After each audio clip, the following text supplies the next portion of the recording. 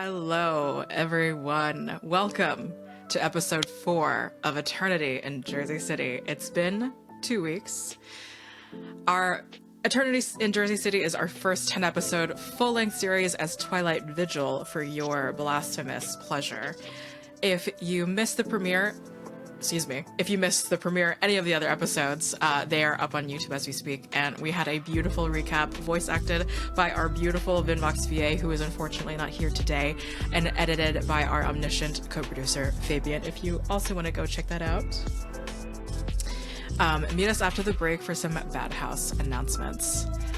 Since it's been 2 weeks, let's just go ahead and do the content warnings all over again. Our usual content warnings for the show can be found by the Twitch command !EJCCW. Cast command is !EJCcast.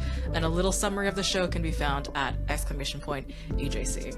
Our usual content warnings for the show are Christian trauma, intense body horror, intense gore, intense depictions of blood, cannibalism, forced drowning, mind control, manipulation, being buried alive, and other dark themes. Today, we will be adding potentially house fires, interrogational torture, internalized homophobia, and misogyny. Viewer discretion is advised. Please do take care. Rewards are back at !tip. You can find our Streamlabs tip link. At the moment, only Kendo has a willpower reroll. But if you want to give a beautiful $10 or 1,000 bits to allow a vampire of your choice to give a free willpower reroll, that is up to 3 non-hunger dice. You'll be giving all of my beautiful K-Knights guns with which to eat a lot of humans with. And a $20 or 2,000 bits allows a vampire of your choice to rewrite time and experience a flashback, a good old City of Mist feature that we have been implementing since the beginning of Bad House. My name is Josephine. You can find me at Scary Dog Friend on socials, and I will be your storyteller and alchemist empress of New Jersey. I will be passing it off to B. Hello everyone. I'm Benar, they, them. You can find me at Sassy Lich on everywhere. And I'm going to be playing Sal, he, him, and I'm going to pass it off Kendo. Hello, everybody, and my name is Kendrick or Kendo, whichever you prefer. I use any and all pronouns you got in your pocket. And once more, I will be playing your king. And he is a straight, cishet, he, him man. I'm going to pass it off to the freak. My favorite freak. Hi gang, my name is Wes Franks. My pronouns are they and them. And also you can find me on the internet everywhere at Carrion-Comfort or X-Comfort or _comfort. It's just Carrion Comfort. And I am playing your humble Nosferatu this evening, Carbon, whose pronouns are he/it. Thank you. I'm going to hand it back off to our storyteller. Let's do a good old recap. All right. Jesus makes it clear to King, our Judas Iscariot, that he values his opinion. We see our Christ feed for the first time, feasting from an aquarium with which the bloated bodies of the baptized bob up and down. King chooses the final apostle from the Ark of Eternity, naming Tooth Fairy as James the Lesser, patron of apothecaries. He wants King to take him out on a date. Jesus does. Both men claiming they are not gay. Skingraft, or Bartholomew, does a wellness check on Candy as he had naturally heard about the epic night that she was opened up by Jesus, even so far as to say that Candy was disrespected by Jesus. Is there a plan between the Club of Rapture apostles? Is King taking this seriously? Candy accepts assistance in the meantime from her fellow apostle. Letitia de la Cruz, the director of Vultures, the Bishop of Patterson, catches up on her white boys, Sal and Carbon, of course. She gets the lowdown. Jesus is a maybe gay, very theatrical narcissist who feeds by baptism. She offers the boys information in an location to provide a hunter raid for his potential amusement. Jesus later demands an impromptu dinner where Tooth Fairy asks everyone to partake in a Great Sabbat sin because she can remind the undead body how it feels to eat and digest mortal food. She thanks Judas Iscariot for choosing her in front of everyone. Carbon humiliates the convent of mortification, those named Jude and those named Simon the Zealot, but does not have them punished. Just asks that Jesus helps remind them of humility and such. The one named Andrew voices his displeasure with his place outside of the inner circle. He begs Candy as his apostolic brother to support him, stating that the Monastery of Perdition aims to bury themselves in the ground to disappear in zealous self-punishment. Excuse me. Andrew has visions that Judas, that King, will be a separate, truer apocalypse. Candy, in response, enforces a compulsion of insurmountable regrets, punishing Andrew for demanding her for anything, but also giving Andrew some insight into who she might actually be. We will start today.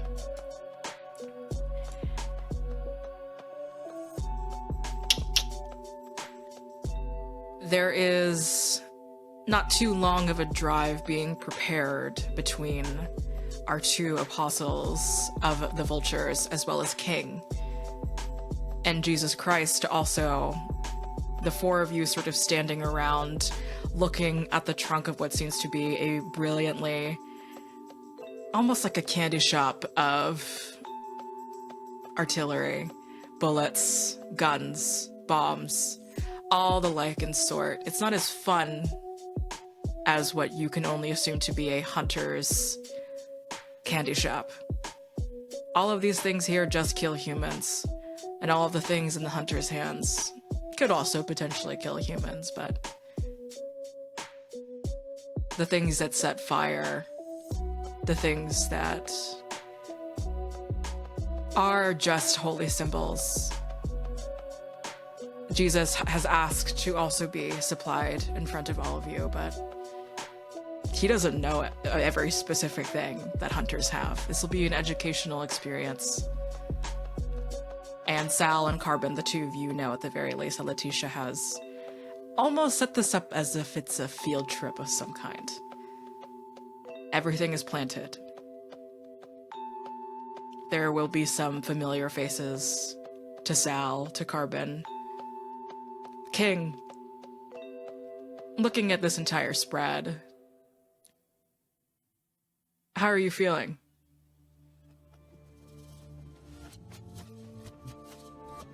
There's definitely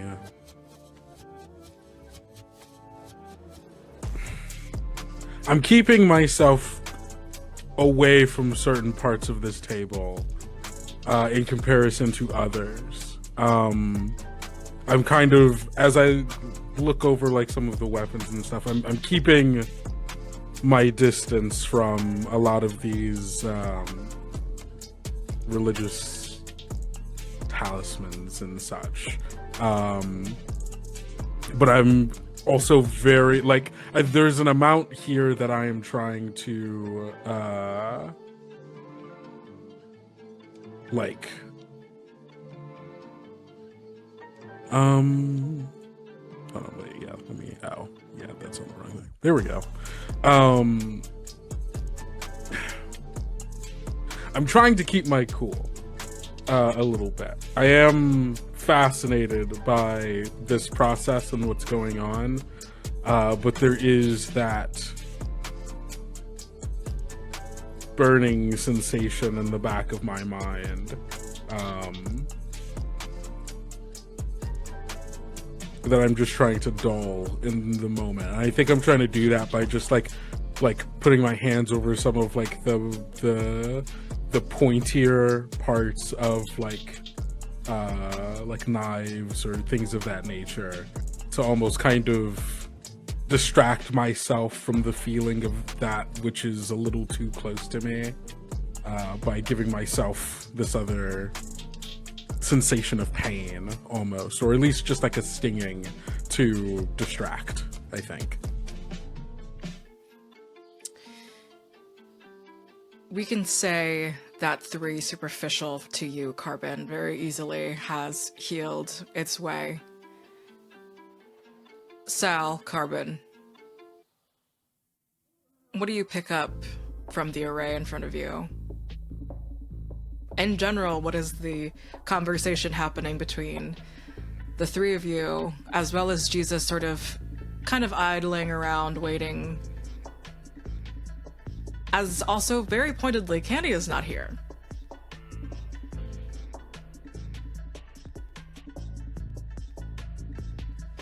Mental note. Sophomore mistake. If somebody didn't invite Candy. But that's just a mental note in Carbon's head. Carbon is holding up a, what looks like it is a pump shotgun. It is a basic over-under, kind of just single barrel, vertical barrels, or barrel with a pump. It is Remington, and Carbon goes, "This is American-made carbon steel. It also features a lot of punch, but it's a bitch to reload." Walks on over and picks up one that has a folding stock. It looks a little bit more high-tech than the American-made. This is Italian. Brunelli. The finest hunting rifle anyone could purchase. If that's your sort of thing. I'm sure if you looked around in here, you could find a couple of, I don't know, dragon rounds. I'm not sure we should be giving him anything, too fiddly. Why don't we just... Jesus, don't you think a semi-automatic might do you good? You know, something easy. Unless you do want to kick. Carbon knows it's guns, you know. I'm already supplied. And what just seems to be another briefcase, Jesus pulls out a shining golden AK-47.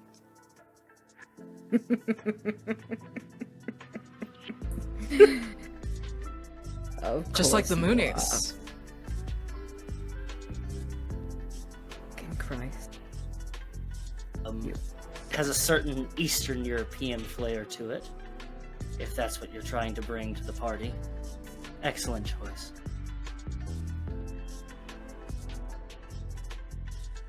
King, you picking one? Picking one. Yeah.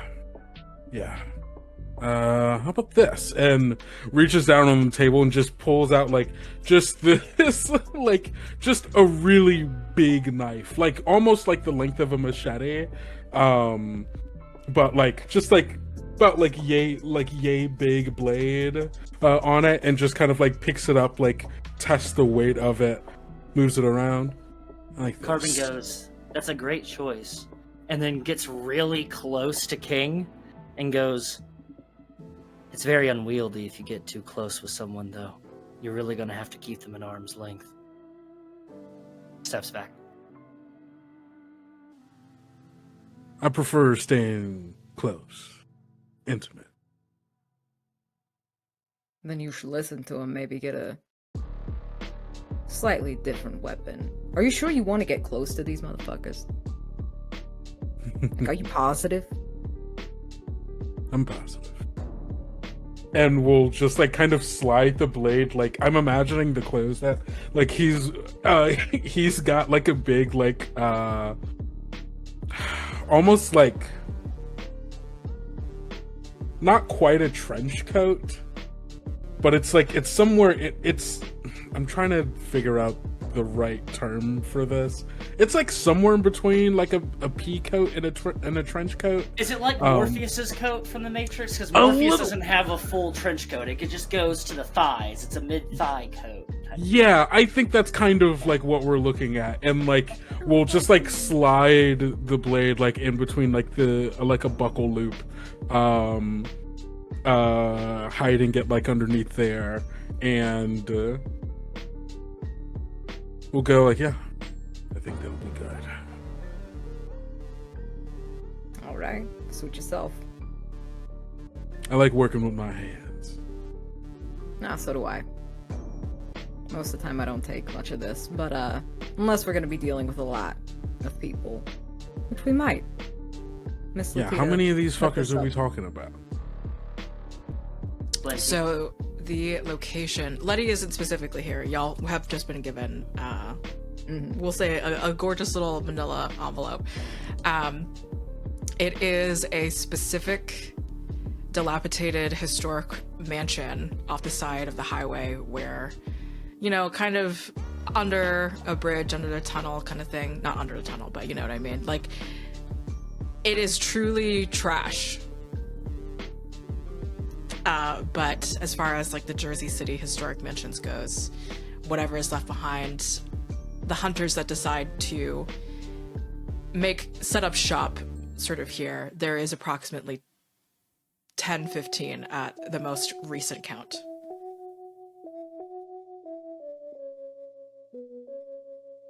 Yeah. Goblin's right. Plenty. Only Jesus gets to see how this kind of hunt works. You know, we don't want it to be over too soon. Be boring. And I know you like entertainment, don't you? Jesus. it's only You're worth it warming when up they to know. me, Sal. Listen, I'm just trying to give you a good... well, this isn't a welcome party card. Cobbin gave you that, but... trying to put our best foot forward here. You know? I want you to have fun. If you're gonna be here. You know? I'm sure King feels the same way. Yeah. Yeah. We're here to give you a good time. Seem a little distracted. You alright? Not getting nervous, are you? Me? Nervous? Yeah, you. Nah. I haven't been nervous in a long time. I'm just thinking about something is all. What's insight check?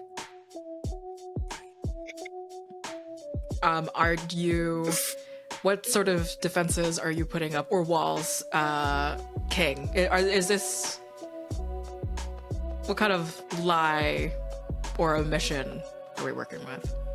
I think, like, yeah, it's just truly just like, I think it's obvious that there is something on King's mind, but he is just not saying what it is, you know? Like, I think it's clear that there is something that he's not talking about.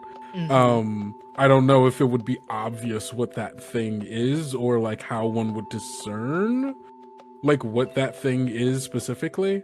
But I don't think he's doing a very good job at hiding that there is something he's actively thinking about that isn't this. Okay, let's see what the wits insight is. We'll see from there. Yeah.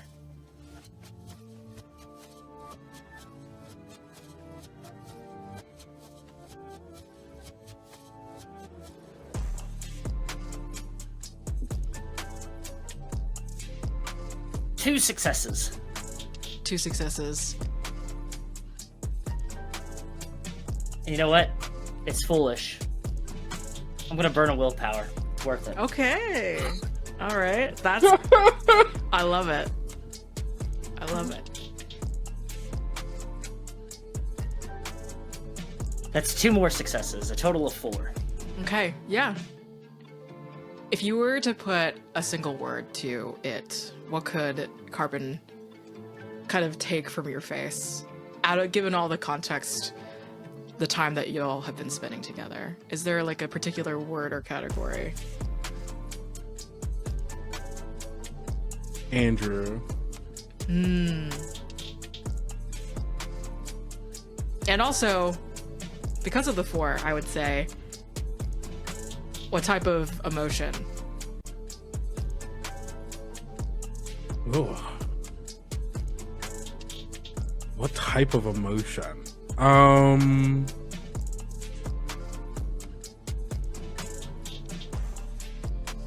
God, I don't even know what Conflicted? the emotion. No, No. like when it's that feeling when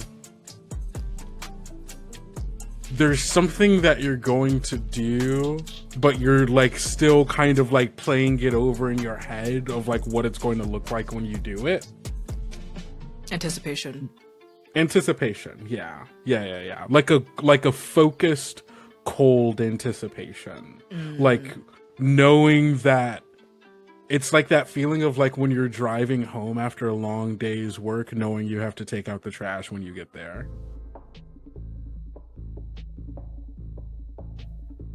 You'll get Andrew and anticipation. Carbon.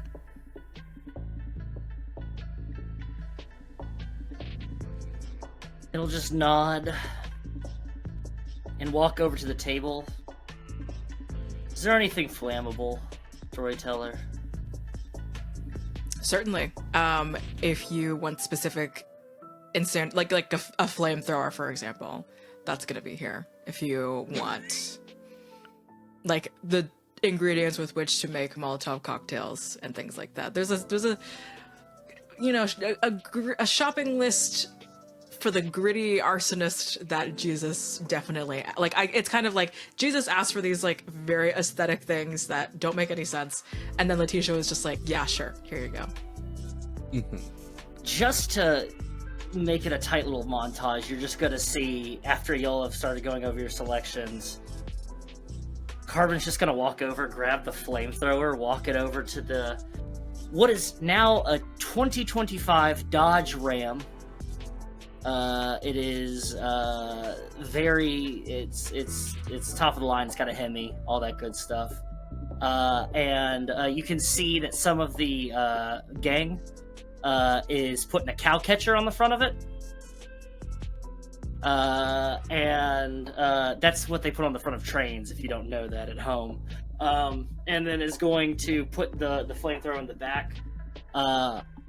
Is going to grab the supplies for Molotov cocktails, open the bed of the truck, set that on the bed door, and then is going to find a ballistic shield.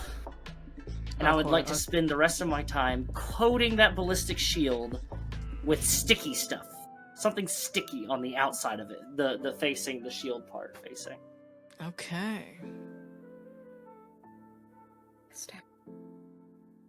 I, the player, am making this face, but Sal is unsurprised. I need you to know that. That is just like, this just gets a look and a nod, like an approving fatherly nod at Carbon. Like, yes, this is expected. This is what you do. And then it's just going to proceed to go through sticking rags into bottles with gasoline. Yep. King is watching this and just going, what?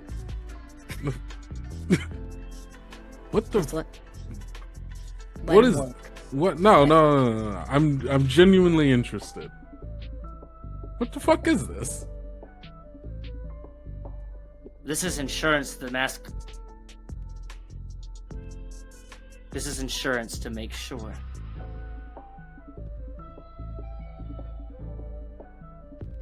That it's worth it. Okay. Sure. Once it's all said and done, Okay. there needs to be cleaning up after ourselves. There's nothing that cleans more pure.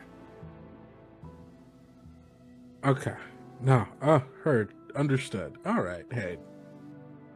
make If there's you anything proud.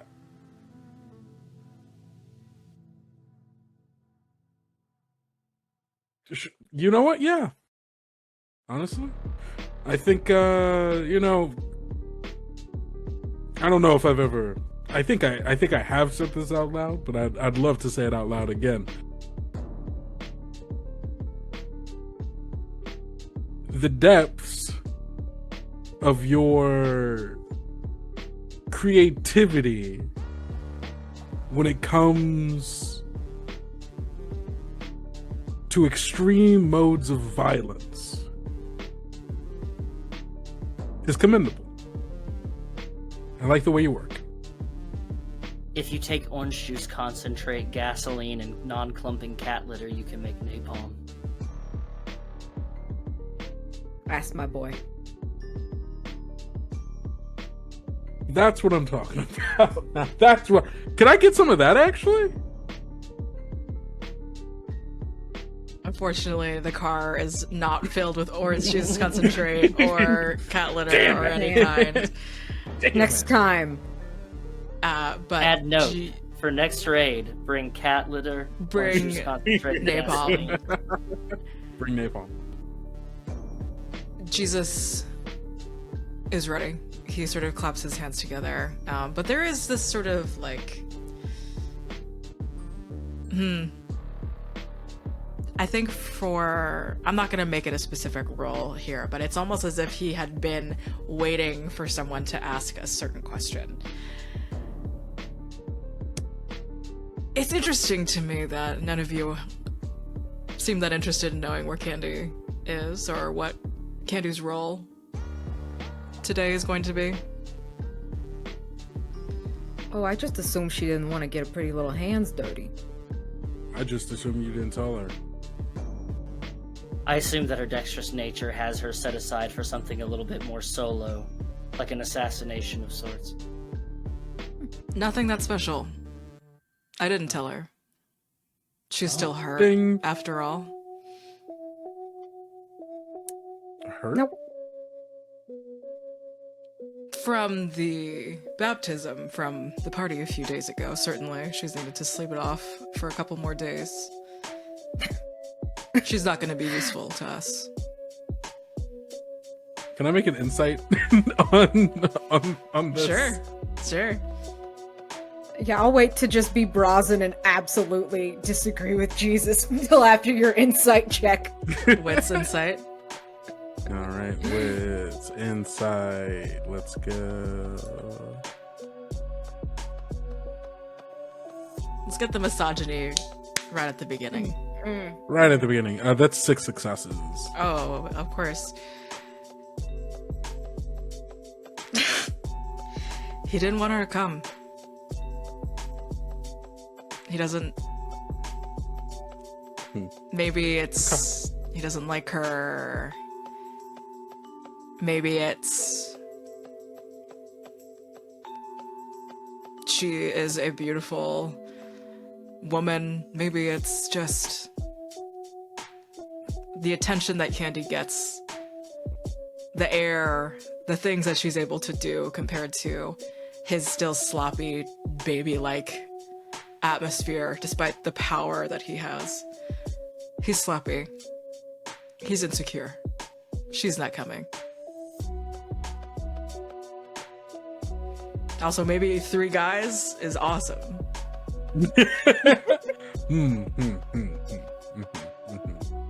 Okay, heard, clocked, and pocketed. Carvin nods in a way that suggests that he's from coastal South Carolina. Heard.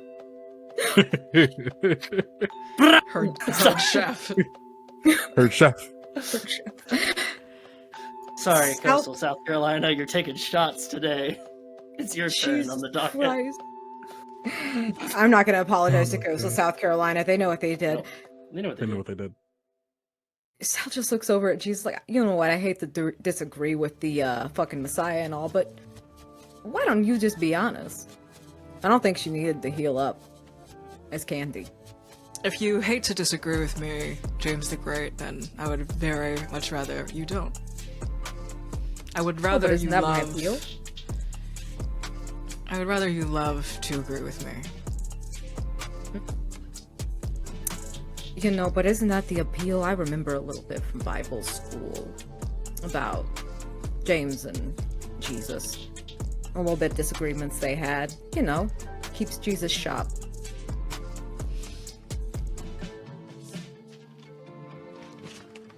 I'll keep that in mind for today. All right? Why don't we get started and head our way over?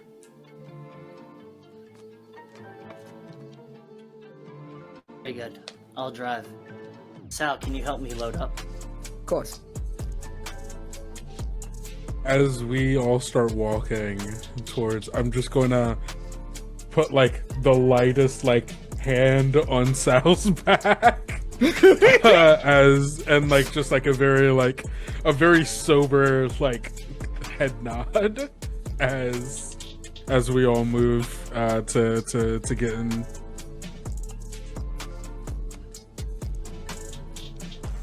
Just Again. loading milk crates of bottles in the back, and I'm just gonna whisper to Sal, "Do you not remember your tenants? I remember. Explore your emotions, never indulge them."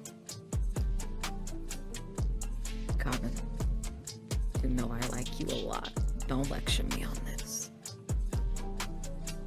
Only by classifying the irrational can we make it rational. Take it in, document it. But when you do that, love it when you do that. Pay attention. Yeah, let's call it that. Why are you so concerned about Candy being with us? I'm not I concerned understand about... that it's a strategic blunder, of course. I would never say Yes. that out loud. I hope... Is King close enough to hear all of this? Has he stayed up in our grill? Fabulous. Good. That's my I'm like assumption. I'm over by the truck. I imagine I can hear you, but I'm not like right next to you.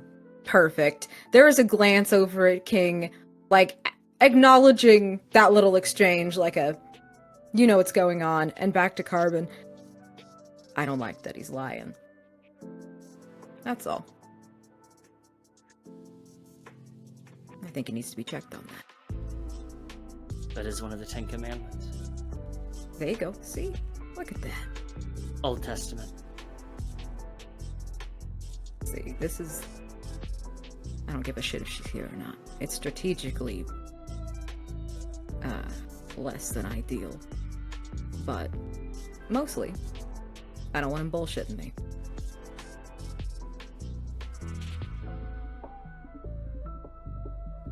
As Jesus settles in next to King in whatever capacity this car ride to some old derelict mansions goes, he just, sits with no seatbelt, sits in like perhaps the middle seat when there is a very clear 2 window seats that are apparent, and he just, in a very frat boy sort of way, just kind of like mumbles to you, "They're the ones that got fucking divorced. I don't see why it's such a fucking problem." Not Caddy Jesus. And look, old habits die hard, I guess, One day you're divorced with someone, the next day Jesus Christ is telling you to drown someone in them, and it sparks up old things probably. He looks you up and down. Have you ever been married?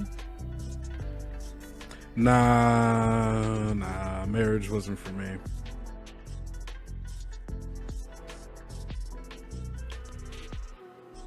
He almost says something, but then doesn't. No, what? Come on, Jesus, you can say anything to me. I am your apostle. It's just not very Jesus-like. I was Well, married. You married? No fucking way. Jesus Christ, Mary. Was it like a Mary Magdalene type situation? Hooker or someone more close? Intimate? Childhood friend. Like y'all went to school together, got married and right out of school and then that kind of deal? She got pregnant. How early? 19, that kind of thing. Right out of high school. You see, you don't want to get hooked that early. You gotta play the field. You gotta play the field before you start. That's hard. That's hard. This conversation can be heard in this car, most likely. And has anyone started driving yet? Or I guess Carbon. Yeah, I think Carbon is driving. Absolutely. Absolutely. Yeah. There's I feel nobody like that's suited behind the seat of a Hemi in a 2025. Okay. I feel like the faces that were being made were during this conversation up front, unless Sal's been told to sit in the back by Jesus himself. You're like, absolutely yeah, like you're they're both like looking at each other like. Jesus telling you to sit in the back while he shit talks you is so funny. It's That's gorgeous. so crazy. He continues. Yeah, well, when her family waterboards you and tells you you have no choice. The family's great and only daughter defiled by trash. Well, there was definitely a sudden appeal to making her mine.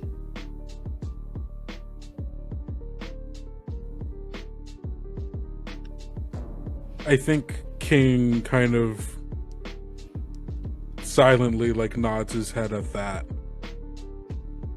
and just goes, I get it. It's a shitty place to be in, but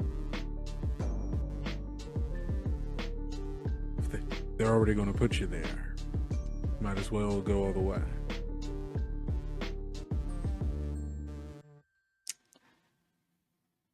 Don't feel like talking more about it.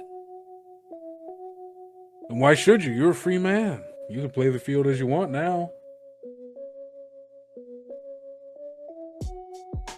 And you can see that he still has more things that he wants to say, but he just sort of lets the ride do its thing. It's not going to be that much longer of a ride, honestly. Everything in Jersey City is fairly close to each other. Just one drive off the highway, pulling off under a bridge.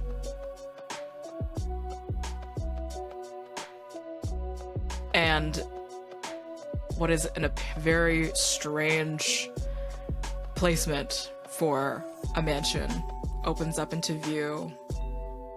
You can hide the car, you're sort of pulling up where the car can still be hidden by either trees or, again, this river runoff, these strange sort of areas that still haven't been quite touched by construction, or even just the construction vehicles themselves. You're seeing a dilapidated mansion with cars that are... Why are they this fancy? Are they even trying to hide anything? What are the hunters like in Jersey City? You can hear sort of the bumping music of cars and just what seems to be what could truly just be a party happening at this time of night. There's smoke coming out of windows as people are smoking. There's an ambient sort of fire source on the inside of some room in this mansion. Again, this place dilapidated, derelict. Just this one lone historic mansion around so much concrete and attempts at trees.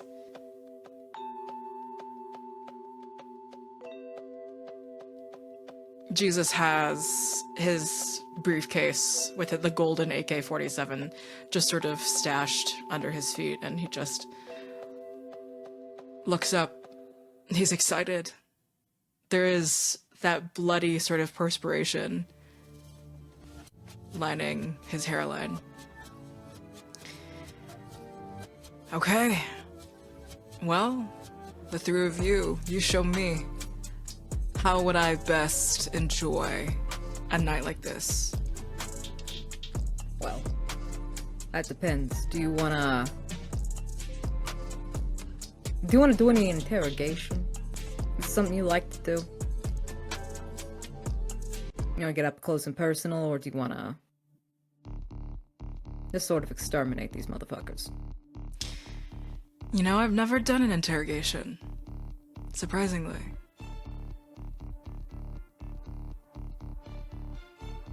What would we interrogate about? They're hunters. Where their other cells are. Who they know. What do they know about? You know, it's basic shit. Sometimes we let them live. One of them. Let them go run off and tell the others. But most of the time we don't.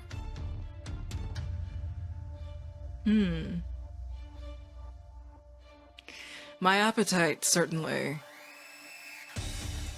craves for some kind of chase. I want them to think that they have a chance.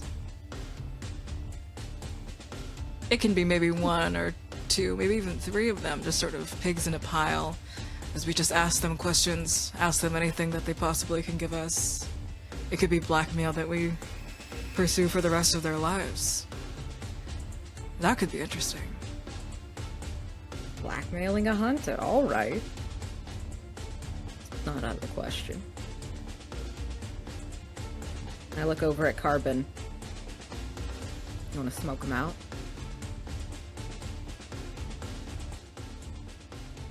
We can try Achilles.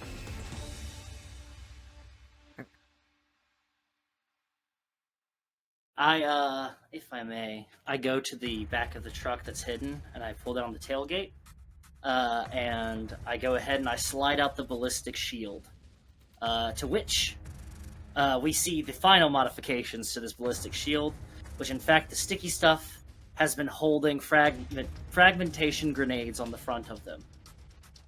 All of the pins on these fragmentation grenades have fishing line tied through them to where the fishing line is conveniently attached right here to the right side with a hook, to which I can pull it all at once and all the pins will be pulled from the front of it in one swift fluid motion.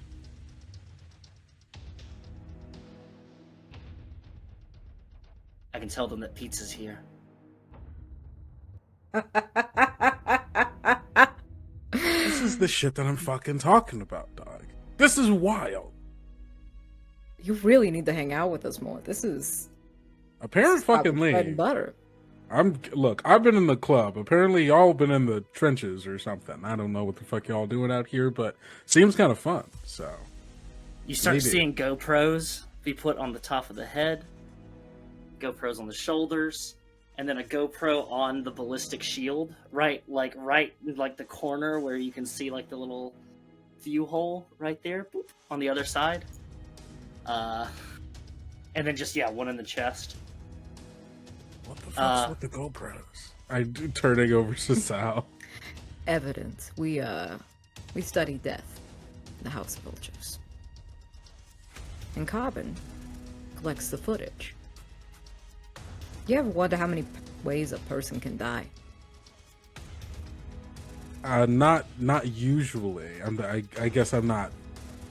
No, that's not really my deal. What about how many ways a vampire can die? I've thought about that a little bit. Morbid curiosity, obviously. Thing. It's all death, baby. We're figuring out where the line is. Between what can kill us and what can kill them, and how far we can push it. Huh.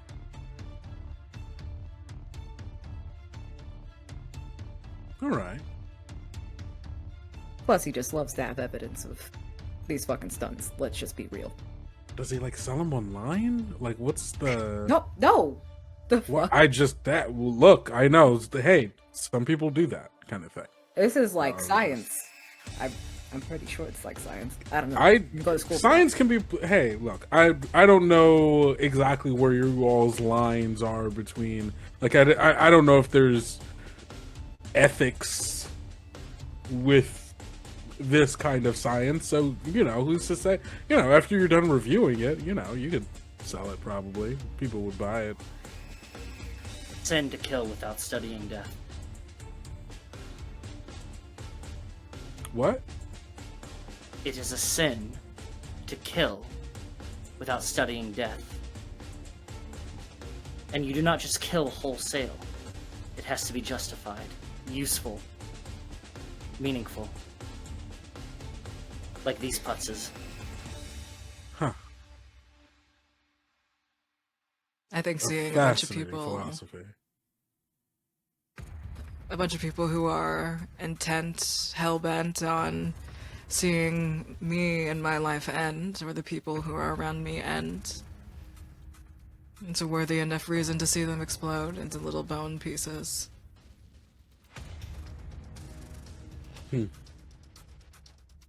I usually just like killing motherfuckers because it's fun to kill, but I understand. I get it. You all get a certain other kind of pleasure out of it. I can understand that. It's Oh, full head. Oh, oh man, y'all get freaky with it. Okay, I'm telling you, King, you're hanging out with the wrong people. okay. I'm hanging out with a different group of people. I wouldn't say they're a wrong group of people. We just have fun in other ways, in the All right. drinking, drugs, fucking kind of way. I mean, there's that, but Different strokes. I Different nod to the strokes? ballistic like shield. I'm like, it's hard to top that. Yeah, yeah. Well, let's get this bad boy going. Okay. Is there any particular like what is the approach just to have Carbon go in first and then it's guns blazing, everyone barrel in, or I am going to, I guess, like, is our overall plan to fight them in there or to get them to come out here and then gun them down? Like, what's... Yeah. Unless Wes, I know you're really good at fight scenes. I have some ideas, but Can either one of you drive? I mean, I have... I don't have it. I could drive. I've got to. I don't have any skills. I don't put a have cow any. catcher on the front of this Dodge Ram that's from 2025 that has luxury leather interior seats for a reason. And the cow catcher is really good for knocking a hole inside of a fucking house or for knocking cars over, however you want to do it. Okay. If you I'm all going are going to leave in... the flamethrower at the front gate of this mansion, this manor. Okay. Yeah. Okay. Hear me out. Hear me out. Yeah. Kettling them essentially. Yes. Yeah. Yeah. So if you all want to start this altercation from the front, get all their attention going, I can, plow this Big Mac truck right in the little garage of this place, and by that I mean I'm just going to drive through the back of it, and we can pincer them, you cook them. Yeah, no, I'm down. Yes. The vision. All right, yeah, no, The I'm getting vision. it. All right, let's fucking do this. Yes. Actually, and like starting to like really get into it now. And I'm gonna head on over to the truck. King, Yeah. there is no collateral damage. I couldn't tell if that was a threat or not, but all right, I'm gonna. An invitation, a threat. It's the same. An thing, invitation. Hey, you know what? Hey, I like a little bit of both. All right, yeah, I'm gonna hop in the truck and I'm going to basically start driving to position myself on the opposite side of the building, and I'm just gonna wait until I hear stuff to start popping off, and then I'm gonna just drive it right into the building. Standing. I think as Carbon goes to the front, I'll take Jesus, like, to where you can obviously see this happen, but I want to make sure we're, in a way, we can sort of herd them as they try to escape another way if need be. And, I mean, Jesus has his AK that's gold-plated. He wants to use it. Like, I want to give him an excuse to use it. And so, I'm going to make sure we get in position before Carbon does his thing. Don't worry, there'll be plenty of room between me and the door once this goes off. Beautiful. Physics just dictates that. That's true. You are really gonna make a lot of room. I hope I roll well. It would be really funny if I blew myself up. Oh my god. That's the end of Carbon. It's possible. And, you know, I take half damage on fire, so... At least that. So. at least there's that. The hilarious thing is I'm just like, what the fuck do I make you roll? So this, if you're barreling in a strength thing, seems to make sense. And you're not it's not entirely technology. I see an argument here for that I'm down for. Just, it's kind of like, not even so much like this being a science. It could be a science, but sort of the technology, the understanding of how these things all just sort of like click and click and click and click off to the point that you get to explode the door open, essentially, right? Mm-hmm. Or if there's anything else that you'd like to argue for. Let's see here. Maybe craft. You did craft it. You did craft this thing. Yeah. Craft or like duct tape a bunch of like. I think that's still crafting. That is still craft. That's art, actually. That's etiquette. Is art and craft. Can we utilize, because what I want to do is I essentially want to get the most surface area of explosive on person. Absolutely. And so can we utilize, if I may?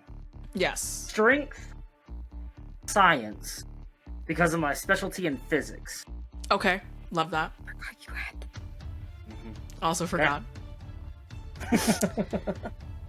And you'll be using the shield itself. I'm gonna give you. I know this isn't how it works at all, but you'll get a +6 to this. You're just strapped. So let's see what you got.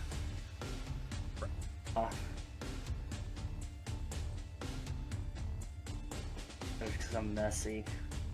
How's the blood? Get over a 5. Perfect. Get over 5? Okay. I am rolling 1, 2, 3, 4, 5. 10, 11, 12, 13, 14 dice.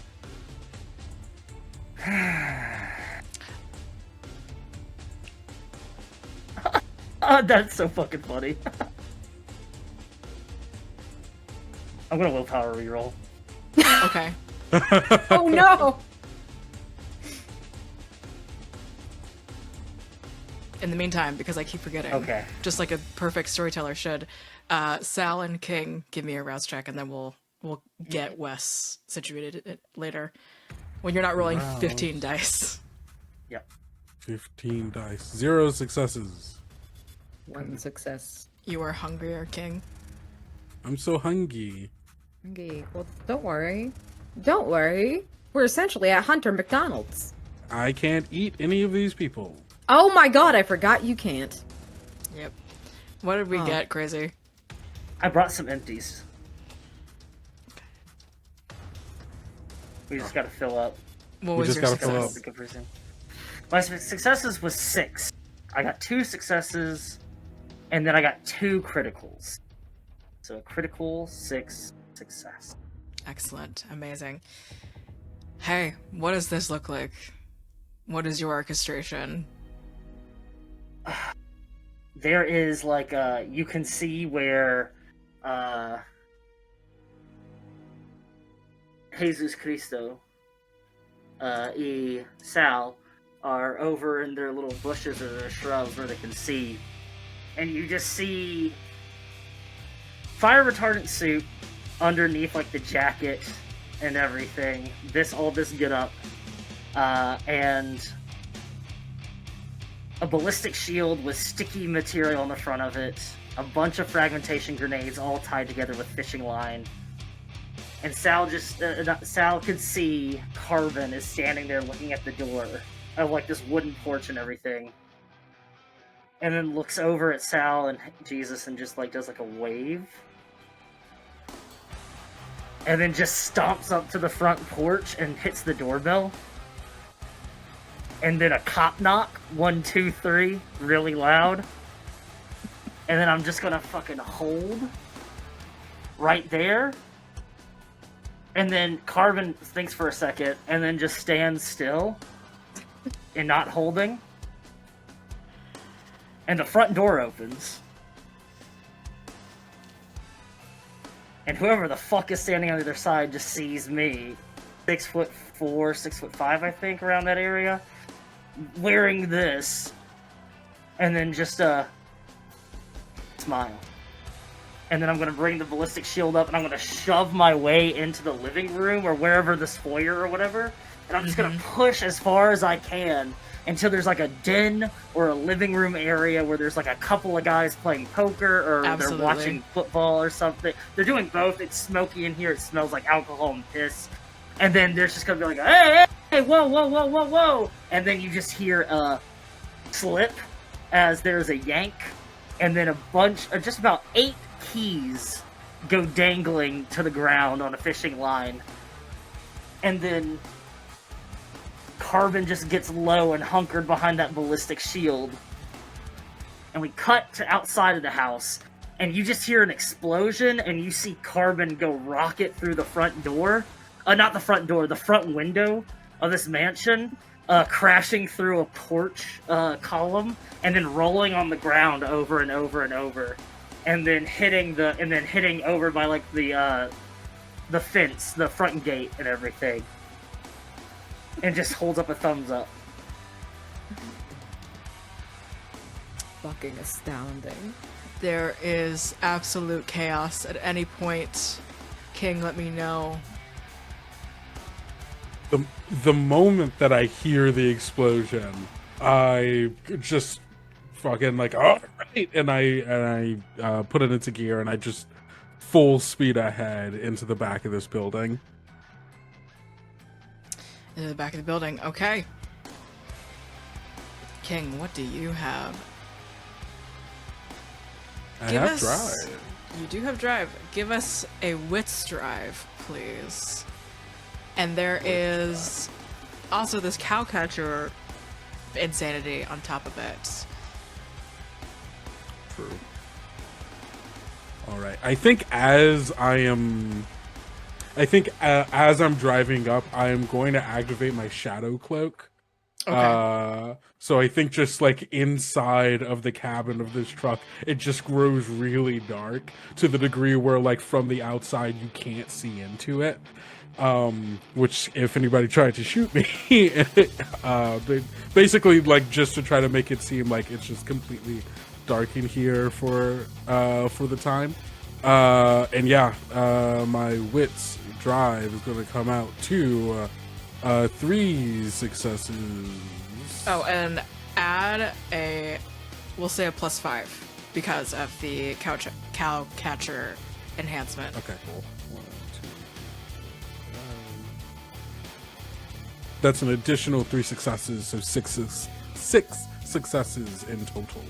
Gorgeous. Please tell me how a shadow demon rams what seems to be a very small train with somehow even the exhaust as if there were a coal mine also, as if this thing was powered by coal. This monstrous thing barrels into the back of this Hunter Stills house. I mean, it's very much like a small train plowing into the back of a house, right? I think there's even like, if there was a back door to this place and like at the like moment of like there being an explosion, like I think by the time I'm driving up, there's maybe even 1 or 2 people who were trying to make their way out back so that they could like try to outflank or whatever was going to happen. And they opened the door into like blinding headlights and this cow catcher like almost probably piercing into them as it creates this massive hole in the back of the building. Carbon, there is just or also honestly Sal and Jesus, as you are seeing people beginning to like run outside, there are people who are actively on fire, their hair on fire, and it's just that you think about the dinner from last night, and then you sort of think about the dinner, the food, that sizzling of skin and flesh, the smell of the sweat and the alcohol and the drugs in the blood getting singed into the air and spreading throughout with all of the smoke and flame. And King, you see as the last thing before 1.5 people that were just mauled. Oops. There we go. King, you see as the last thing that 1.5 people who are just absolutely punctured, penetrated by parts of the cow catcher. It's the entirety of a man's like abdomen, and then just like half of this other woman's part of her body. The last thing they see is just this shadowy creature. And Jesus looks up at you, Sal, not in permission, but just this like crazed excitement for just sheer violence. As the first people who begin to make their way out, he forgets what he said about, I've never interrogated someone, I never blackmailed someone before. He just starts shooting. That's okay. I'll start shooting with him. I've got a regular AK. I do not have a fucking gold-plated AK because I'm a normal person. But obviously, I'm a normal killer. I don't have any gold-plated. I'm a normal murderer. And yeah, we've waited after these 2 fabulous stunts to get the people kettled towards us, and Sal's going to aim for the people who are getting away further because he doesn't trust Jesus to actually contain this. Or even hit anyone necessarily. He has no idea if he has ever shot a gun. So, yeah, that's my thing, is to start picking off people who are getting further away and aren't on fire or maimed. If they're on fire, I just want to let them burn.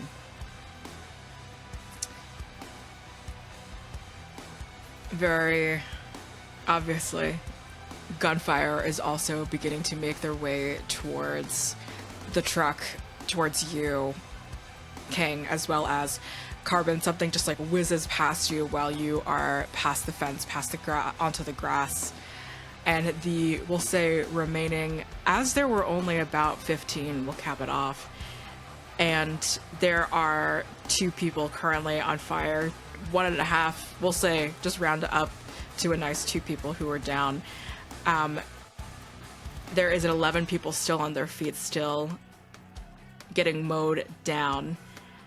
There is an amount with all of the smoke and fire beginning to rise at the moment. Could everyone actually give me a composure plus resolve roll here, +2, 1/3 of your humanity, as we're just going to make sure that we do a nice little assurance. No one is going to fear frenzy. It's composure plus resolve +2. And anything you might have towards fear frenzy.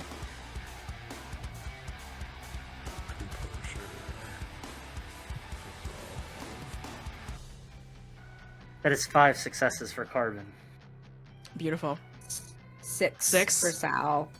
Wait, okay, sorry, my brain. Composure, resolve, what was the third thing you said? +2. Humanity. +2. Oh, got it. It's 1/3 of your humanity. Heard, chef.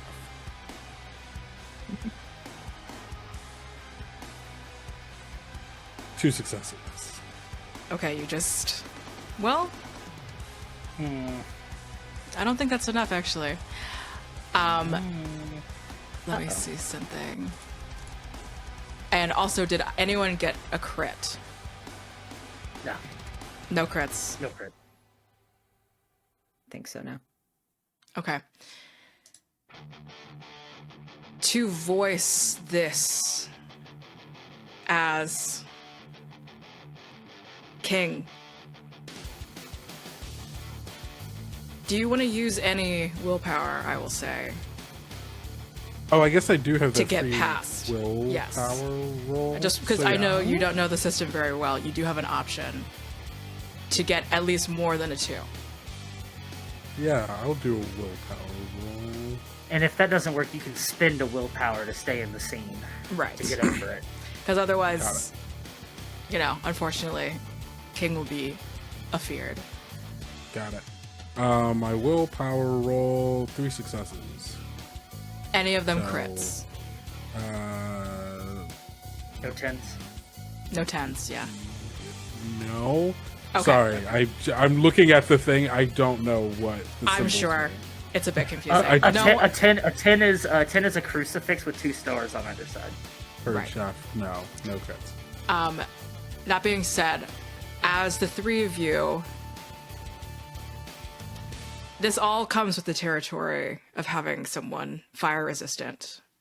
Sal, maybe you've even experienced this working alongside Carbon before, working alongside fire. There is this reminder of the beast.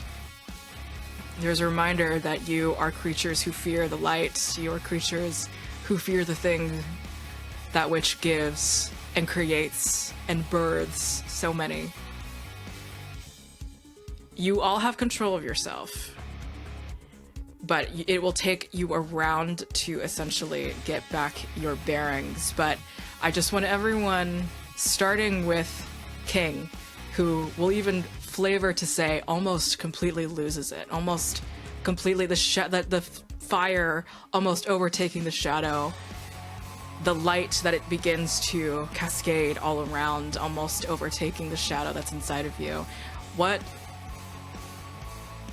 memory, what feeling, what fear do you just have to break through?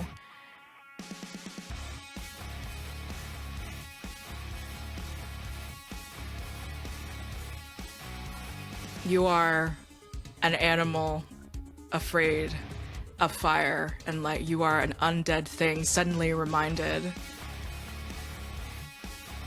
that you are this animal. You are this monster. But you are King. You are put together. You've seen fires before when you were alive, but in this moment, why? How did it just shake you for even a second?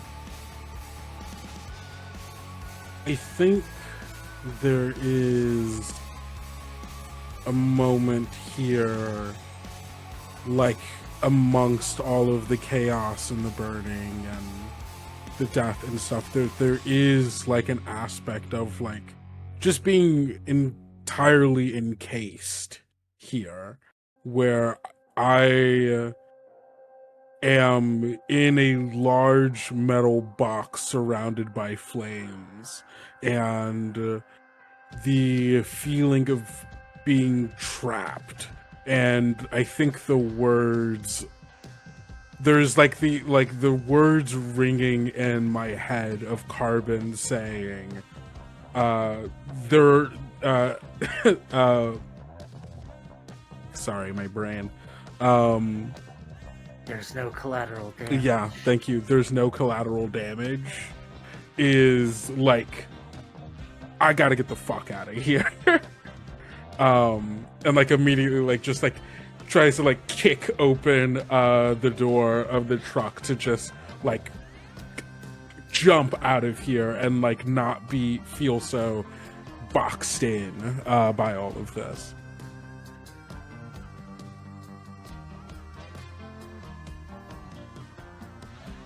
Carbon, what is the feeling, despite the fact you have a halo of fire around you at all times?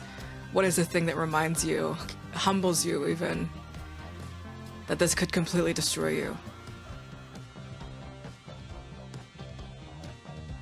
So, there's something that I've noted about Carbon every time Carbon spends time in one location or in a closed location, is that bugs gather around. It's like moths to the flame, and fireflies and bugs of like that, gnats and everything.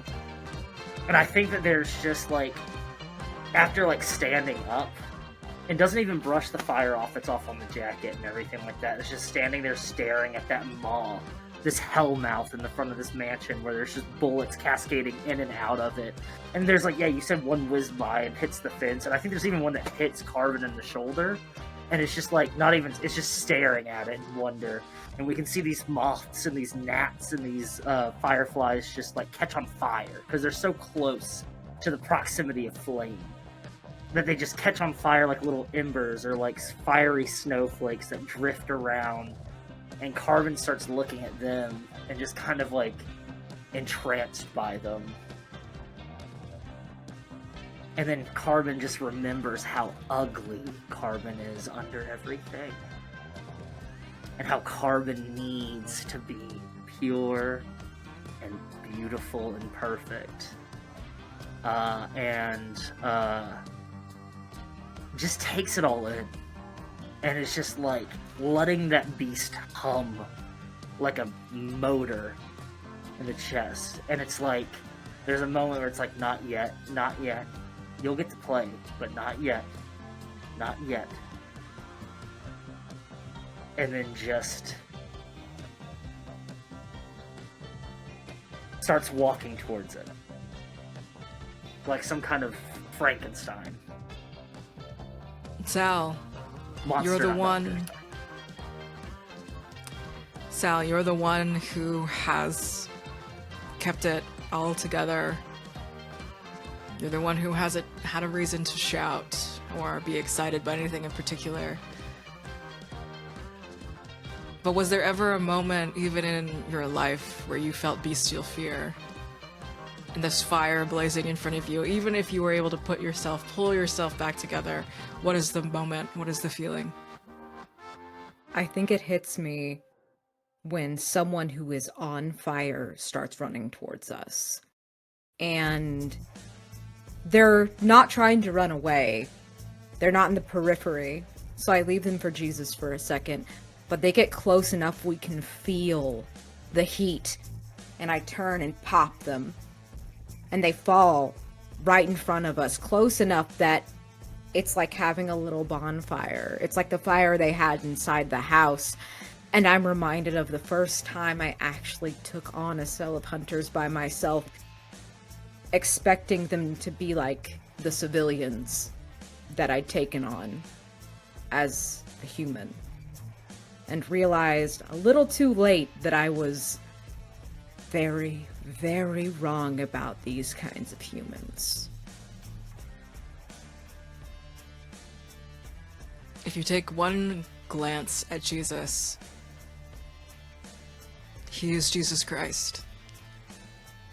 As if there were a similar, not similar whatsoever actually, not the usual halo of fire and destruction that goes over Carbon, but just almost as if there were a true hallucination of like candlelight fire above Jesus's head. He masters it. He has no fear. He has no stutter, no opportunity faltered. He just shoots while the three of you, the ringing, the destruction, the fire comes back together to something that is just a force of nature, not something that can bestially, brutally take you away from your own life. And you're awoken by just the ringing of Jesus's laughter and the AK-47 going off. 2 more people plucked off. We're gonna say, just thinking about levels here, there is still someone inside at the top of the house. We'll call that 1. Math very quickly.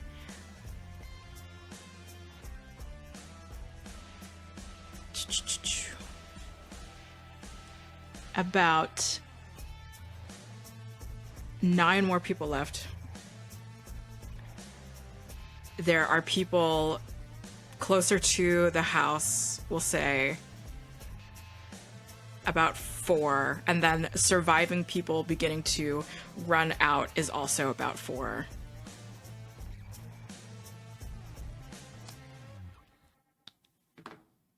where are the three of y'all's focuses? We'll say that there is less of a sniper, but more so someone who is still actively shooting from the top of the house. There are people closer to the burning house still, and then there are 4 beginning to create a kind of perimeter. Jesus did say he wanted some people to interrogate, to torture. 3 of you are in completely different places, front, back, sort of the perimeter and sides. How will you orchestrate this for your Lord and your Savior? I mean, I'm kind of already inside, so I feel like I'm going to try to make my way up to, I guess, the sniper from the inside. I still have my shadow cloak activated, so I'm going to try to sneak up there and take out anybody who might also be up there.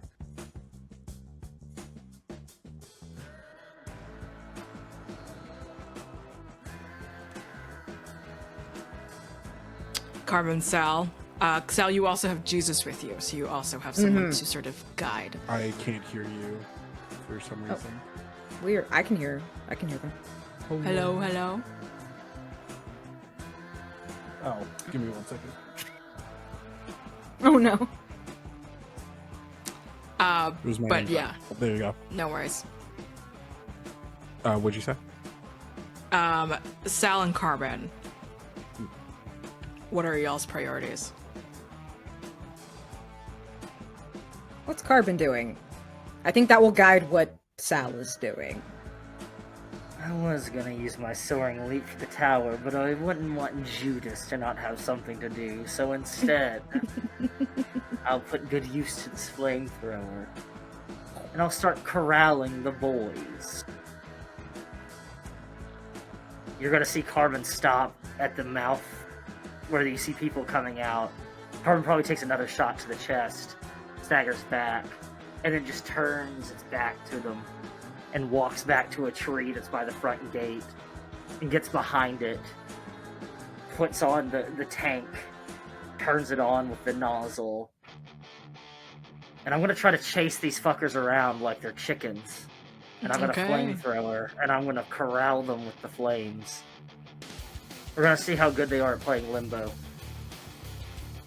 So which ones are you corralling? The 4 that are at the perimeters. Love that. Okay. Fabulous. Then we'll move in. Yep. While Carbon can handle those cats. And I have no idea if Carbon's going to keep any of these people alive or not. I don't care. I'm going to try to find one that we can keep. That's the goal. Find one we can keep that's not maimed so badly that torture won't mean anything. And maybe let Jesus pick if he can pick well, but I won't defer to him at any point. Okay, got it. We're gonna start with King. You're making your way up inside and towards the house, seeing which balcony is this motherfucker shooting off of.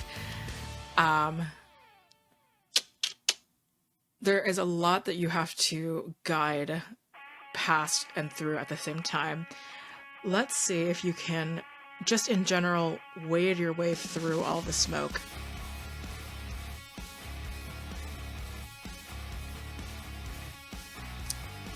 Well, we can take this in sort of like a perception situation. Can you give me a wits and awareness, please? Yeah. What's awareness? There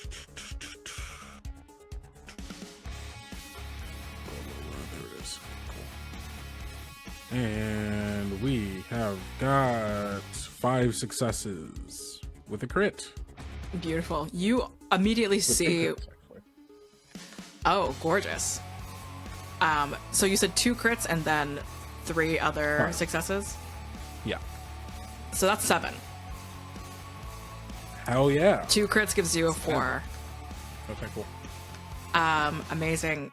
It's almost as if it's some kind of hilarious like Scooby-Doo skit. You see someone like a shaggy-haired Italian Jersey guy in a wife beater just like make his way out and then just like immediately back up into one of the rooms upstairs, and you can perfectly see the specific room that he's just made his way into with like not even like just like a pistol in his hand, nothing that can truly do anything, there's some damage that can be done outside a window in this type of house range, but got it. So this isn't the sniper. This is the second person that's up here. No, this is the quote-unquote sniper. They're just inside of the house. Yeah. Okay, cool. Dope. Then with that, I think I'm going to I'm gonna walk like up to the door that I just saw him go into. Okay.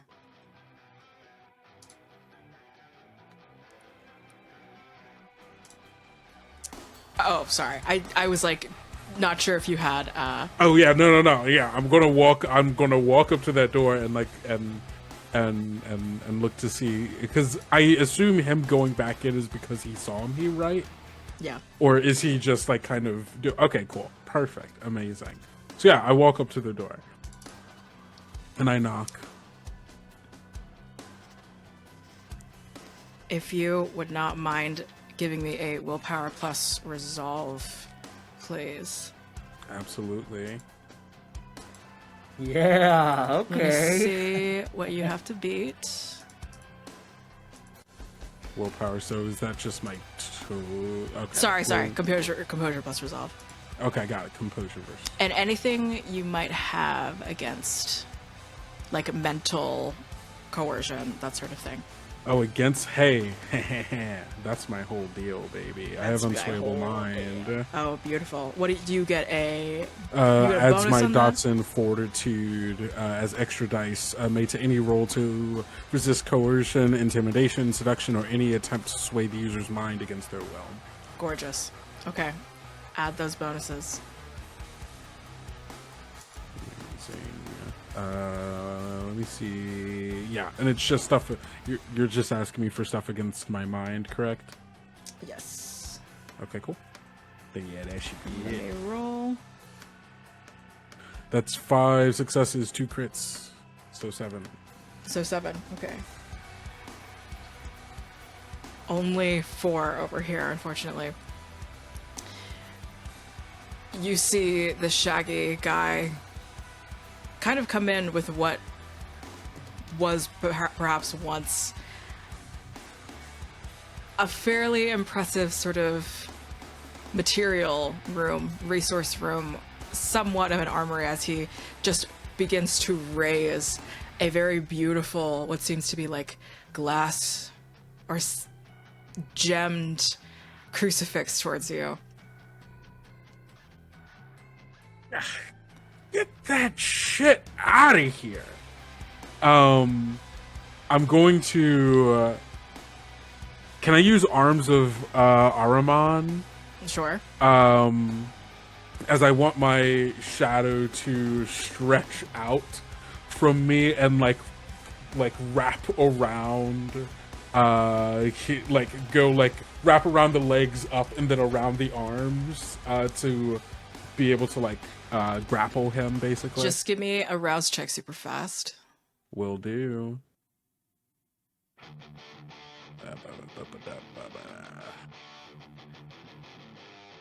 One success. Okay. You do not get hungrier, and you manage and maintain yourself. You're at 2 hunger, correct? I'm at 3. You're at 3. Okay. Yeah. And let's see. To the shadows, use my Wit's Oblivion to attack and deal superficial damage or grapple. So yeah, right now I'm just trying to like hold his body in place and hold Without him touching in place. him. Yes. Okay. Gorgeous. Keeping him where he is. So that's Wit's Oblivion.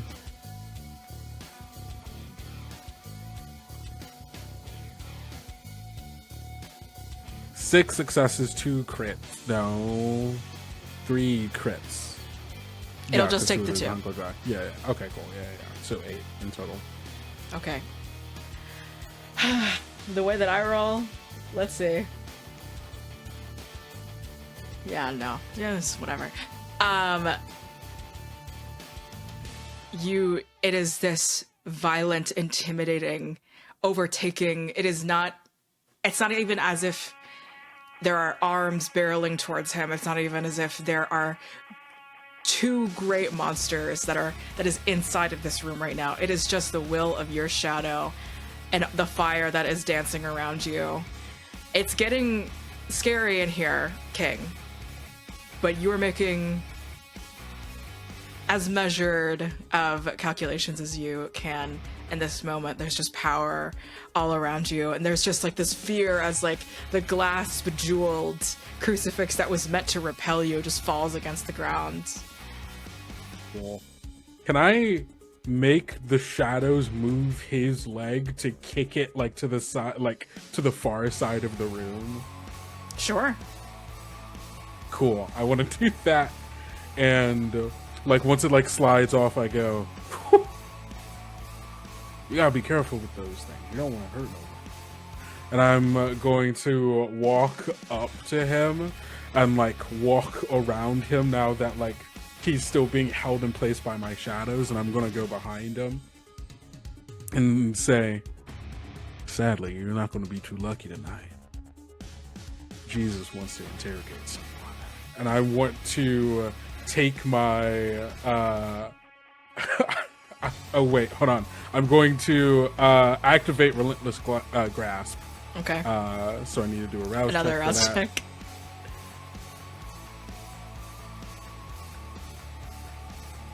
Rouse check. 0 successes. So I Okay, can only you're get at hungrier. I'm at 4. 4 hunger. I'm at 400. It's getting scary, King. Hey, it's getting a little spooky. It's getting scary, King. It's getting scary, King. And I'm going to take my right hand. I'm going to bury it in his back, grab hold of his spine, and break it. So he can't move. Okay. And this, you're bringing him in an attempt for Jesus to interrogate him. Basically, I'm going to snap his spine, to paralyze him, so that I can then, I'll probably, you know what? I've already made a hole where my hand has gone through. That's just like a little bag handle right there. And so that's, I'm going to, grab him by the spine, and then I'm going to release the shadows so I can then just kind of take him, and then I'm going to go and hop out of the window of the second-story building. No roll necessary. This man, cool, this man gets grabbed by shadows that are coming from absolutely nowhere, feeling the weight of simply whatever force is out there in the world confirmed to him. Jesus is not real. God isn't real. Christianity is a farce. And he is paralyzed as he is grabbed, and he is jumped out of a window with this impeccably dressed man. We're going to move on to Carbon with your flamethrower. There are people from all sides. There's a bit of, I don't know if there's like a specific, radius that the flamethrower is going to carry. But there are just people on all sides beginning to come after you.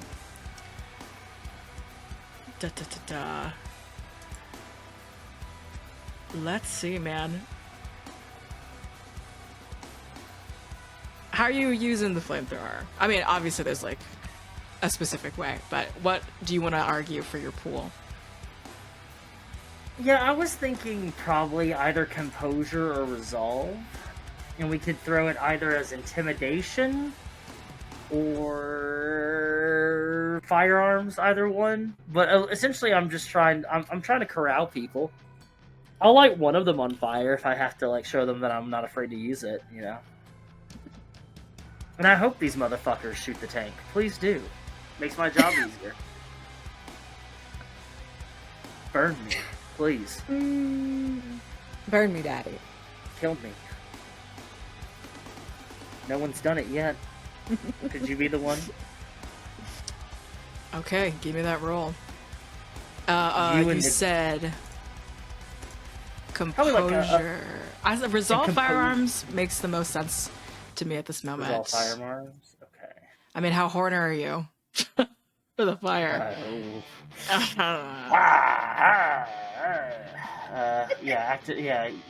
Utilizing that resilience and that go flame for it. resistance. Let's go ahead and go for it. How horny are you? How horny am I? That's why I'm screaming out loud. How horny am I? This is just a normal Thursday night for Carbon. Jesus Christ. I'm doing everything I can to try and fail to see if things can get fucked up. That is 5 successes. You're doing so well. Yeah, it's a critical. Okay, you're gonna snatch up half of.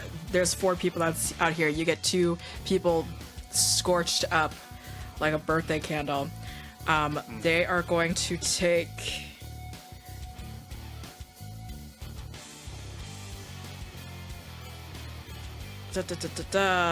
They are taking. We'll say. I'll go ahead and give them a nasty 3 aggravated fire damage. They are still standing at the moment, but obviously getting their chance to react. There is the 2 other folks making their way out towards you. There's just going to be some simple shots from what seems to be like pistols. Let's see. To dodge, Carbon, give me dexterity stealth. Ooh. And you are outfitted in, do you have, do you even care to put on a bulletproof vest or anything like that? No, I've got resilience.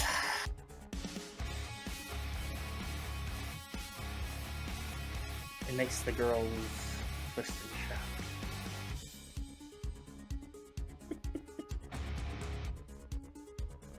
5 successes. 5 successes. You're not wearing any armor. One person shoots, just begin to, just flies. That doesn't mean that you don't get a chance to see what seems to be enhanced, blue bullets. And the one that does hit you, almost, not that you're distracted specifically, but as your eye just sort of wanders over, it's gonna be 2 aggravated damage from what seems to be the specifically enhanced to vampires bullets. Okay. Good job. Are these flammable rounds, or are they? They are UV not. rounds. Okay, perfect. Good to know. Good to know. All How do you right. react? I think once I see that, once I get clocked and I'm like, oh, that's actually staggering me, it's a swift motion of just dropping the flamethrower, and the tank just drops, and I see the 2 of them, and then there's just going to be like that moment in Superman, but instead of it's the fist down to the earth, it's like a creature. I'm just digging my paws into the ground, and I'm going to soaring leap, and I'm going to try to utilize Wrecker on the 2 of these guys. I'm gonna try to ground pound on them. All right. And so essentially, Wrecker, what I'm trying to aim for is the ground underneath their feet. I don't want to hit them and explode them. Okay. I want to I want to send them flying, ass over tea kettle into the air. So that's gonna be a +8 to this, isn't it? It's just gonna add my potence, so it's a +4. Got it. Okay. Yeah. And see, I could just take half and everything, and that would be fun at all. No. But, no. Taking half doesn't account for the other bodies. I finally got hungry, though, gang. I finally got hungry. Okay. First hunger. Let's go. All right. I'm so hungry. I'm gonna burn a willpower. Is there any white men in chat that have their bag already blood? Bag already blood? Yeah, you know, their blood already bagged. Okay, so that's 1, 2, 3, 4, 5, 6 regular successes, and then 2 critical successes, 2 10s, so that's 9 successes. Oh boy, okay. 9 successes. It is so funny because it's like, what does bulletproof armor have to do with any of this? Okay, for the other 2, we're just gonna round up everything. That is only, you said 9? Yep. This is what I'm going for. That is 5 aggravated to the other 2. Still standing. Perfect.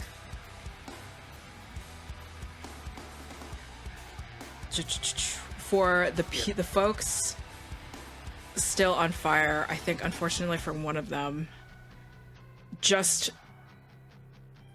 somehow one of them already affected by the surmounting fires, there is just like this awful almost final destination like ankle snap, and one of them just like completely falls to the ground. There's a man on fire just like roiling again, this like birthday candle that comes after you. It's just going to be what seems to be like an extremely sloppy grapple. So please, if you are attempting to body the grapple, or are you trying to dodge it?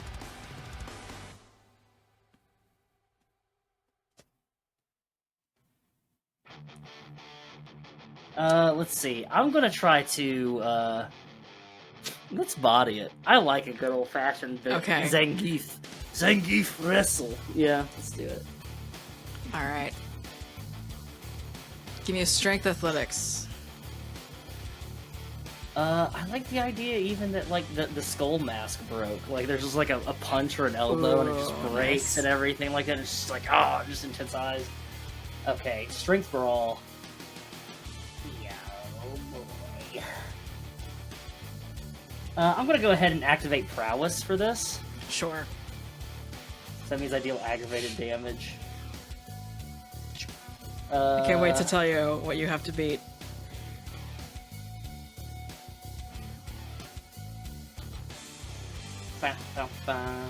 Okay, great. Strength, athletics, and then add 4.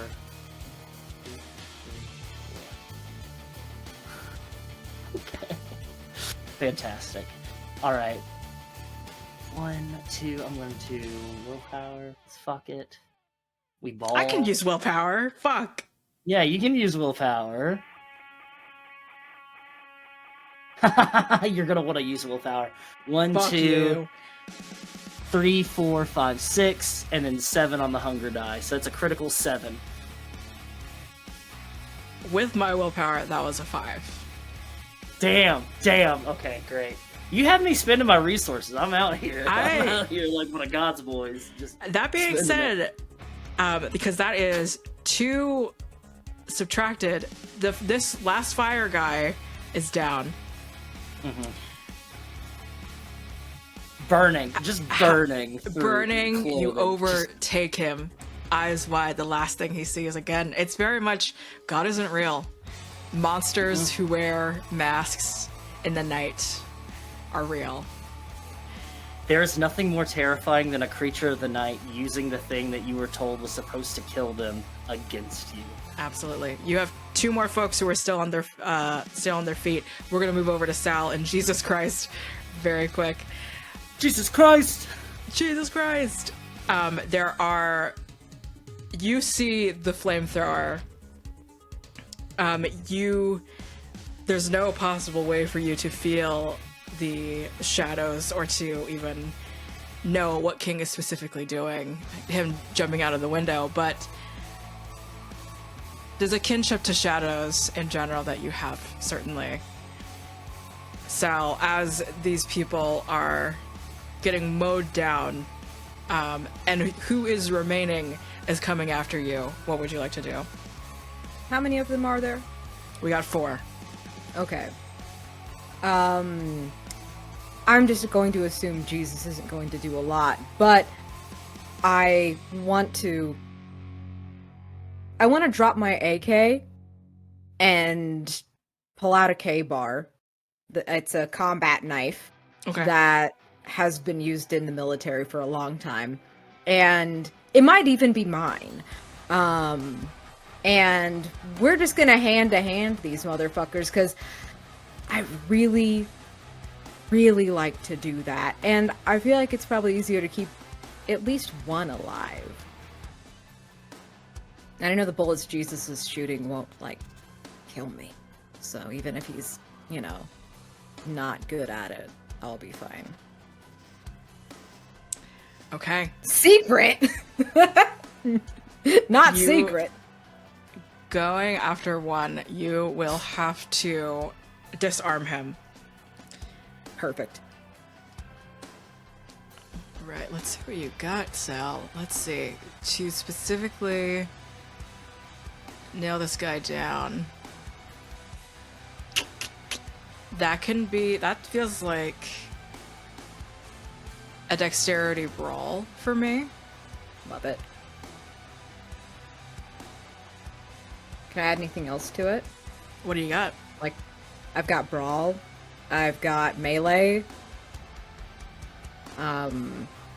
Even just a raw athletics check kind of thing. Dexterity brawl would be the pool I'm offering you. Love that. Yes, love it. I have a specialty in brawl, so. Alright. We roll in. Ooh, okay, that's 3 successes and 1 crit. So, okay. Got it, let me see. To withstand this. Fuck my ass off. Fuck it right off. You disarm. Bro, you need better dice. We'll not talk about it. Sal, there's just this, there's this expert, this military prowess, this expertise. Jesus just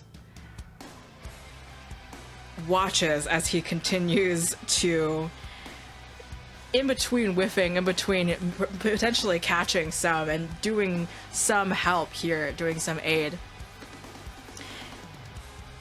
You disarm this person who just in front of you. Sal, give me please.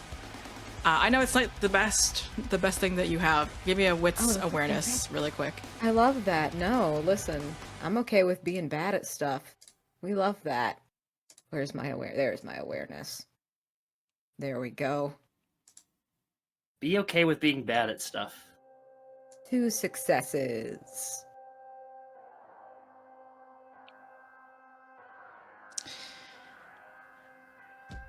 The guy in front of you has the same hair as Jesus Christ does. Ooh. Same kind of hair, wave pattern, same widow's peak, same kind of clammy, sweaty style about him. Oh. I'm just gonna look at. I need to look at the rest of my fellow players and be like, that's a really weird detail for the storyteller to give us. But okay.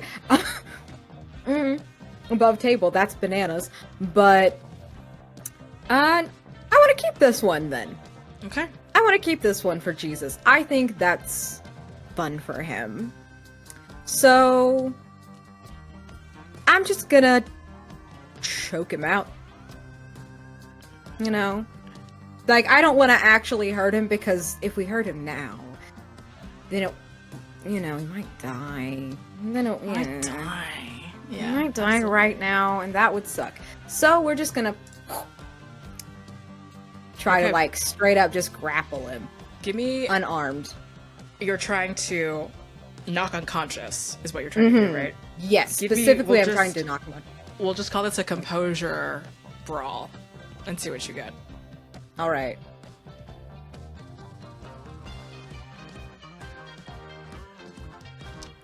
That is 3 successes. Rolling low right now. That is 6 successes, actually, over here. Hell yeah, look at you! Don't do this. We're adversaries right now, actually. Do you have any willpower? Oh yeah, I do. Can you get past the 6? Let's see if we can.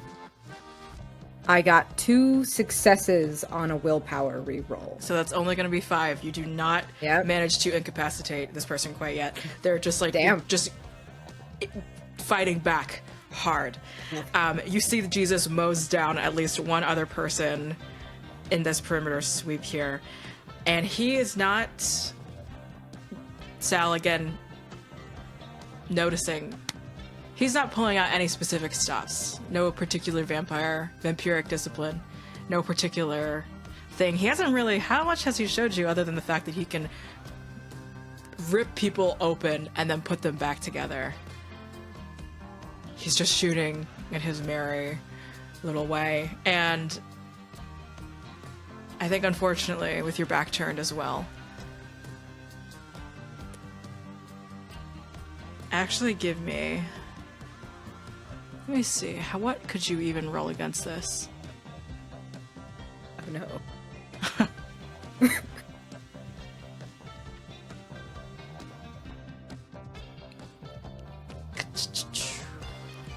Give me a stamina plus your fortitude. Okay. So that's gonna be... Fortitude.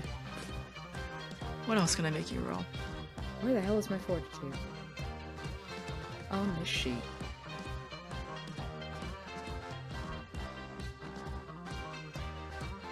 I'm gonna be real. I don't see that on here.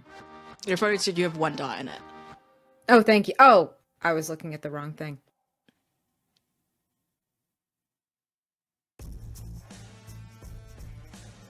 We adding anything else, or is this just the I'm trying game? to see... Because it's sort of withstanding a shot. Okay.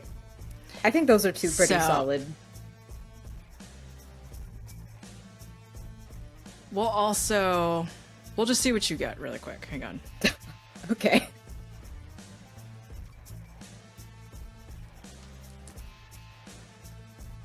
Are you wearing a bulletproof vest as well? No. No? No. Okay. There's no way. I just don't feel like that happens in this church. It doesn't matter too much, is ultimately what I'm saying. Okay. But what did you roll? 2 successes. 2 successes. Very easily enough. You feel a bullet go through your arm. And you see that it's from Jesus. But again, he's just smiling. He's having a good time. He's partying right now. Another bullet goes through your arm. And it's not that it specifically hurts you. We'll call that, like, too superficial damage. But there's just the remark kind of going through your mind. Him lying to you. Him saying, you have to love to agree with me, Sal. You know who's pushing you. But the focus closes back in on the man fighting you. Mm-hmm. Fighting back here.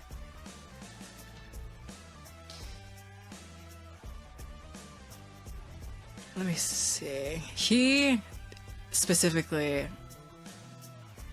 looks up at you, and he immediately, with somehow this mustard confidence coming from nowhere, he just spits in your face. I want to break his neck. Okay. Yeah, I want to break his fucking neck. I'm going to use lethal body. Of course. To help with, obviously. And that beat Brawl's strength or like Sounds athletic strength? Sounds good. Brawl strength. All right. Hell yeah. I want to make sure want to make sure Jesus is fucking watching that. Mostly because they look exactly the same. And it's like an acknowledgement. If he's not, oh well. But I'm pissed. I'm gonna try to break this little dude's neck. That is 4 successes and a crit. There wasn't that much left. Sal, in your hands, a neck, not from a sizable man, a man with muscles, a man with what appeared to be this backing, this armory, this group of people all around him, but aren't they all just people who think that they have control, that they think they have power over something? They have these little guns and fire, but when you push through it, you push through. What does it feel like? What kind of state does it send Sal into as you're choking a man that looks like Jesus Christ? It's cathartic. And it feels like a prelude. A little glimpse into our future. And I savor it. King, you've made your way down easily enough. You know still that Sal and Carbon and Jesus Christ are engaged. Do you continue, or whose side do you sort of aid or give some help to?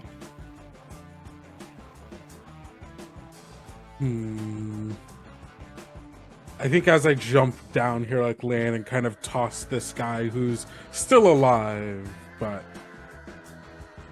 not really going anywhere, and taking a look around and seeing where Carbon and Sal and Jesus are up to. Yeah, I guess where is Jesus again in all of this? With Sal, closer to the house. With Sal. Okay. If Jesus is with Sal, then they're probably fine.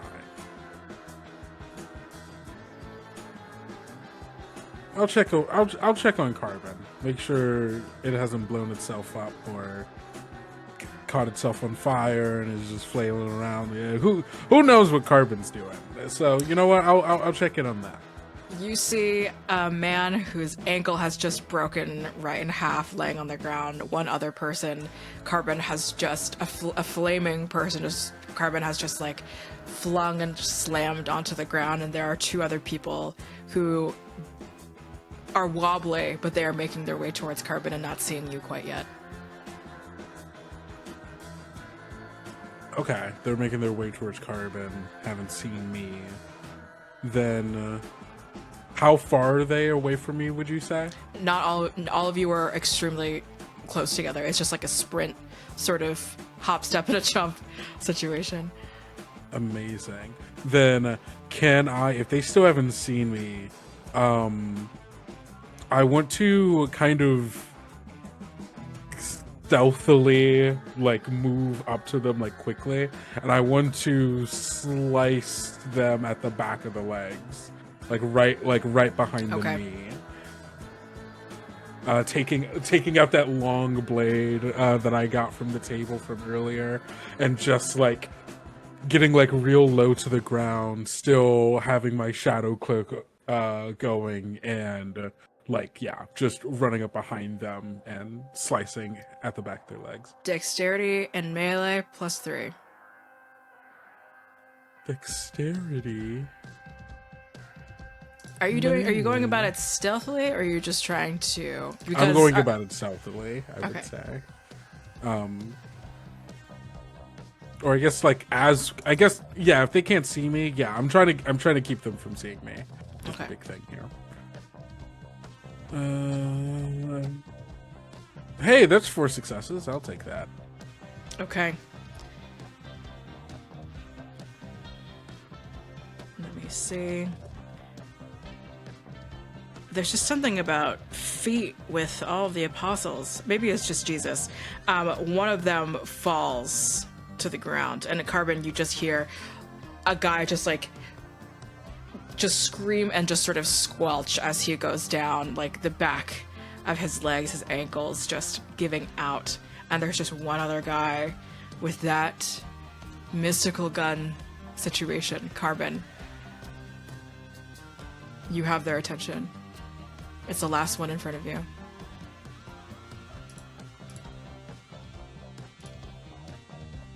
I think now is a perfect time to utilize the silence shotgun approach that Carbon likes to do. Okay. I would like to, and tell me if this is too far out there, I would essentially like to unseen passage, silence of death. I will rouse for those. Go for it. Okay, I do get hungrier. That's okay. Just disappear. And like Carbon's like mask is getting fucked up. Looks like a luchador that's had like somebody trying to rip their mask open and everything like that. Disappear. Silence of death. And essentially just from the side of this person, just fucking like sucker punch them. All of my might, all of my prowess just into the fist, One Punch Man style, and just I want to make their jaw go all the way out to Delaware. Of course. Of course. With your added bonuses, give me that strength brawl. Brawling.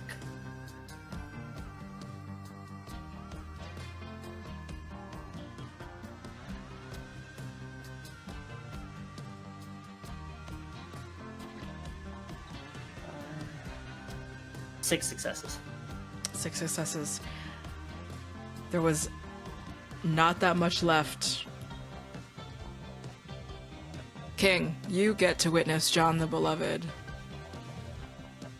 Tattered, still smoking from all the sides and all around. Break someone's jaw on impact as their body just flies,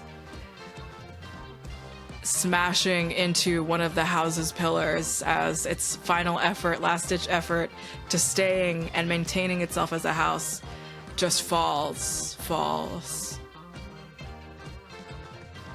What hunger are you at, Carbon? 3. Only at 3.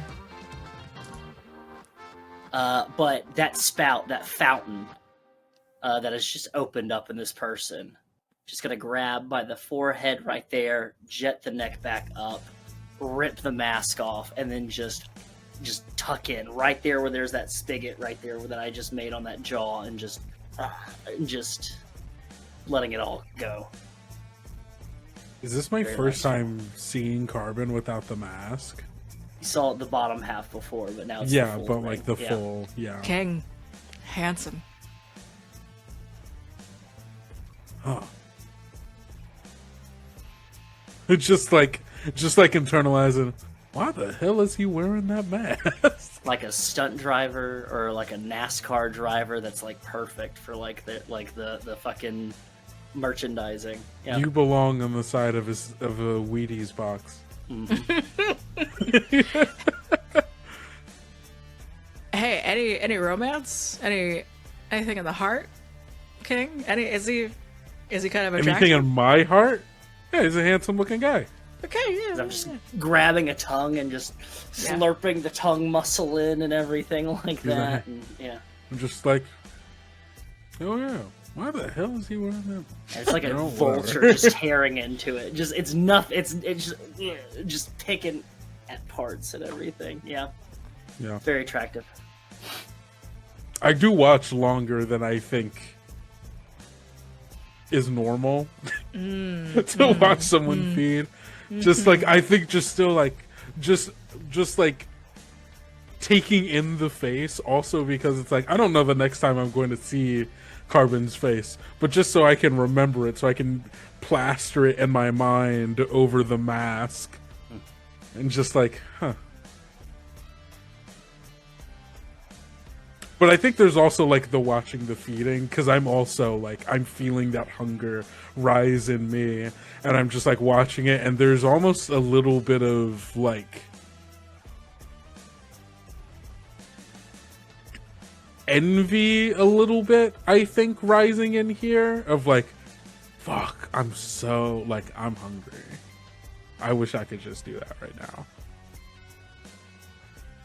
In Louisiana, we call that envie. Envy. Somewhere in between ennui and envy. Yep, absolutely. That's so funny. That's so funny. Sal, it's just you and Jesus. Yeah. Jesus happens to take down one other person. Truly has done the minimalist amount of effort here. Has had the most fun, though. That's what matters. There's one last person. And then, again, it's just sort of the remembrance here. Are you gonna let this last person be your kill, not Jesus's kill, yours? Or maybe save it. You don't know how many other people that the other two have saved for any kind of interrogation. But hey, there's fire and blood all around you. What do you take? I am definitely going to go after this person. Because, frankly, I don't trust Jesus to make another shot that isn't at my ass. Apparently, that's the only time he can aim. So... no, I'm gonna try to save this one. I'm gonna try to just... not just disarm them, but I'm going to try to restrain them and maybe, you know, lightly maim.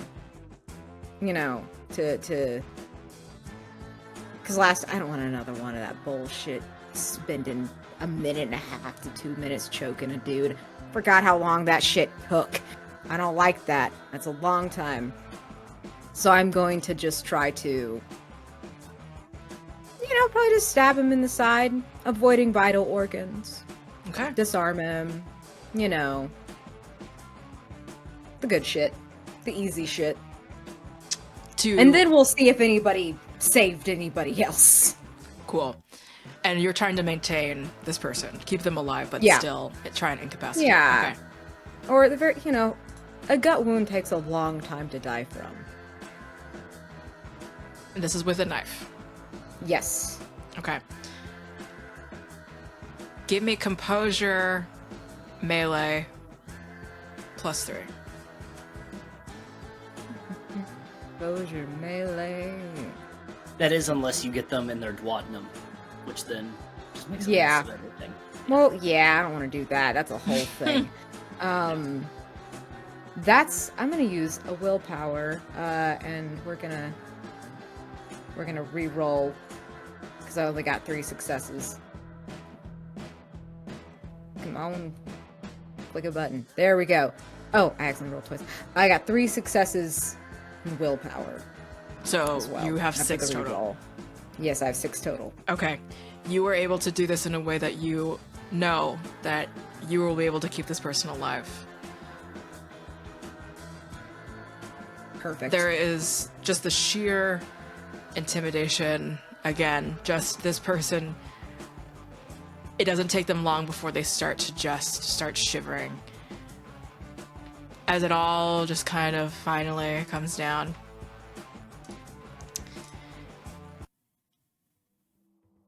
The simmering from the house. The sound of wood just burning. The one person paralyzed, sort of purse-handled by King. Jesus hooting and hollering, the AK-47 going into the sky before it all goes away, all those bullets used up. And Sal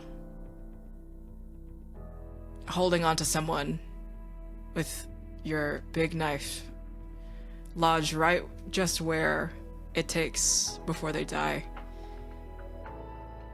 And Carbon, with not much in your hands, but with a face wide in the open. Before we get into any interrogations, we'll be taking a break there. We'll see you in 10 to 15 and meet us back for some Bad House announcements. We'll see you very soon. Hello, everyone. Welcome back from the break. I hope you have some water and you got up and stretched your little toes. Bad House RPG announcements. Kids on the Stoop is Bad House RPG's talkback and review show. Fabian and Kai's episode about culture in TTRPGs is up right now. Our next guest is Wes, whose episode is up on Patreon, but will be up on YouTube and podcast tomorrow. The episode is about zines and TTRPGs and how to make your TTRPGs and shit way more accessible. And considerations also for most popular video formats having some hand in AI. Fuck. We are slowly working on porting over all of our previous shows to a podcast format, including 821 by Night Season 1, as that was previously ongoing Critical RPGs platform. So that's just a heads up for all those podcast listeners and those worried about the state of our fucking digital media being stored. We'll get right back into it, folks.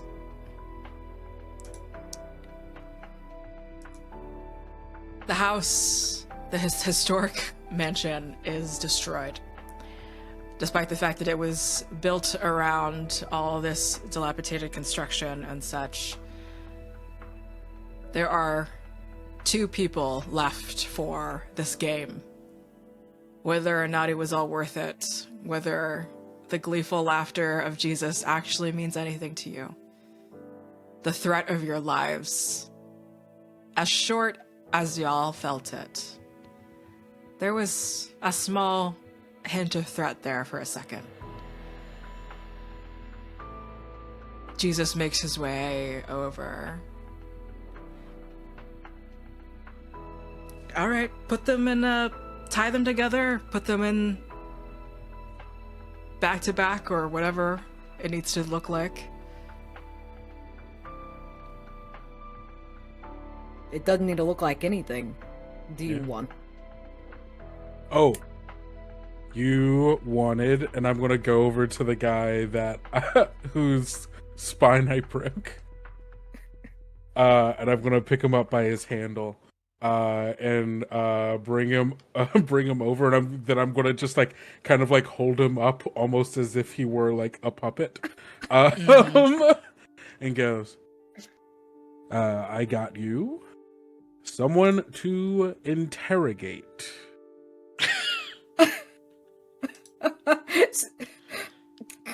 Goddamn, King. What? He said he wanted one, right? I don't know. I'm impressed. Well, thank you. I think I severed. Hey, can you talk, dude? And I'm just gonna kind of like slap, like lightly slap him to try to see if he's like conscious or not.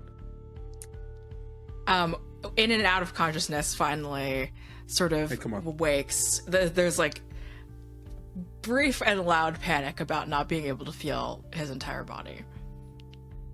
Hey, just say anything. Let us know you're here with us. What am I supposed to say? What am I supposed to? I said anything. I said anything. So you did it. Great job. The other one, Sal, do you prop up in any particular way? Yeah, a little bit. I kind of just turn him around, kind of keep him upright, and be like, I didn't know you were going to save anybody, so it looks like we've got 2. Hey, that's perfect. Perfect. Actually, this actually might be good, because depending on Jesus, I don't know what way you were planning on doing this. My guy has limited options, I think, at this point, as far as like torture goes, if that's the route you wanted to go. And that's kind of my bad. I didn't really think about that part, but I'm sure we could get creative. Yeah, I mean, I look over to King's new purse. Can you feel your face? Yeah, I guess. Perfect. All right. Okay. I look Cool. to Jesus. You ever taken off somebody's face? No, I don't think I quite have yet. There you go. All right. Hey, and look at that. Full head of hair, and I can just like ruffle up his hair. It's like planing a pole one by one, or in clumps, whatever you want. Or if shaving's your thing. I know some people are weird about that. Jesus looks over to Carbon. Didn't find anyone to save for me?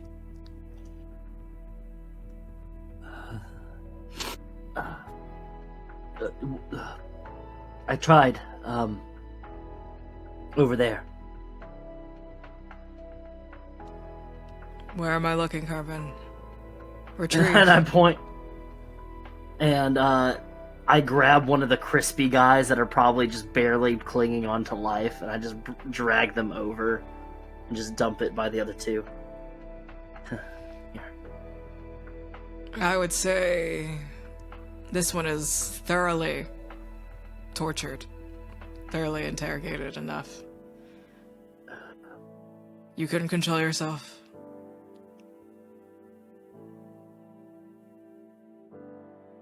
They needed a little bit more coercion. It's not my fault that their flesh is weak. I thought they were hunters.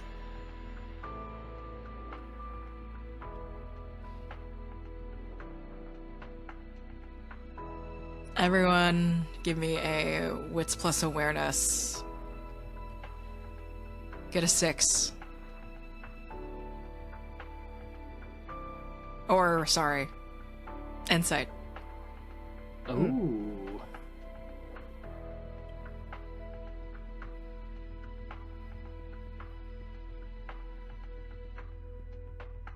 It's even. If Is it wits intelligence, insight? Yeah. wits insight. If intelligence is better, you can use intelligence.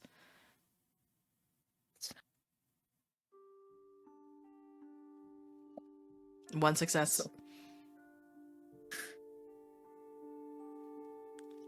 Yeah. Two Two successes. successes. We're busy. I'm distracted. We're very distracted.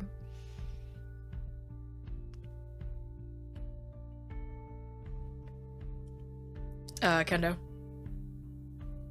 I'm sorry, can you say that again? Wits insight. Heard, chef.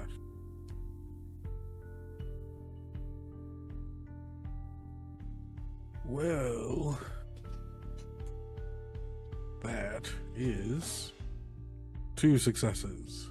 None of you notice anything. Cool. Jesus just nods. Well, like I said, embarrassingly, I haven't really done this before. What would be the first questions I would even ask to the ones who are even feeling anymore? And he just sort of cradles, like palms both of the faces, at least, of these 2 guys that are remaining. Well, are they hunters? And if they are, who else do they know?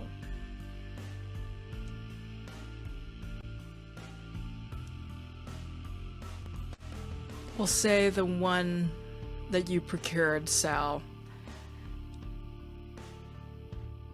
just mutters something in like this fear, this whispery breath, and Jesus just sort of like crooks his neck back in an uncomfortable sort of position, and he just like immediately groans out in his discomfort and displeasure. Jesus says, "Speak up, please." The man who he's palming says, "Why are they calling you Jesus?"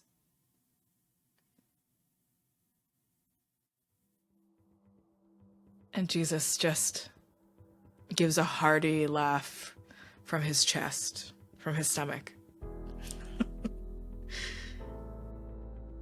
Is it unclear to the both of you? The palms become more caressing hands.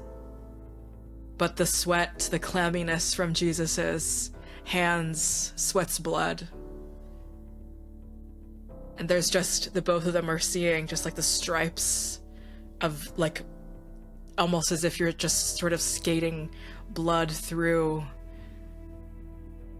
what seems to already be like a watery platform of some sort. It's just all strange liquids mixing in. Do you not see before you the Prince of Peace? Do you not see before you the man who will save your lives, baptize you, allow you to live a new life? So long, the two of you accept me as if children, as if sheep were to a shepherd. The two just sort of like struggle with sort of like this disgust, this like kind of feeling of, there's a weird hint of shame here with all of their blood mixing up into the air. There's this strange, like, the one who cannot feel any part of his body. You may, man, I don't even believe really in like that, but you can't, can you just go around and say shit like this? And Jesus, whoever's standing behind him, you just sort of see this, like,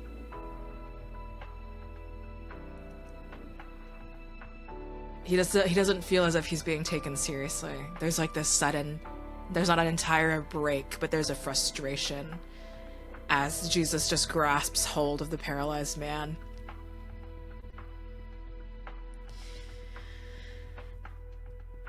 You know, I can take it all away.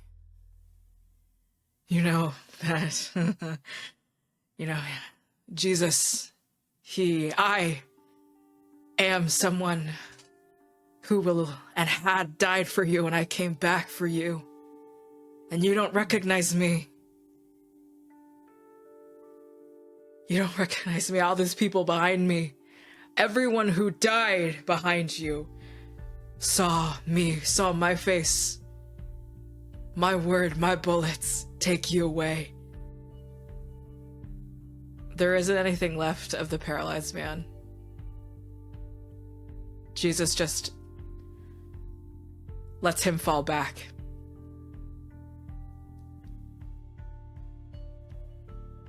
Carbon, you maybe could have sworn, could have thought you heard a wheezing from this last crisped man. But you know it's gone. That wheeze, that thought, that sound of something, the dust remaining in the lungs, it's just the breath that falls away. And the last remaining living man of this proposed hunter cell, all of this was a joke.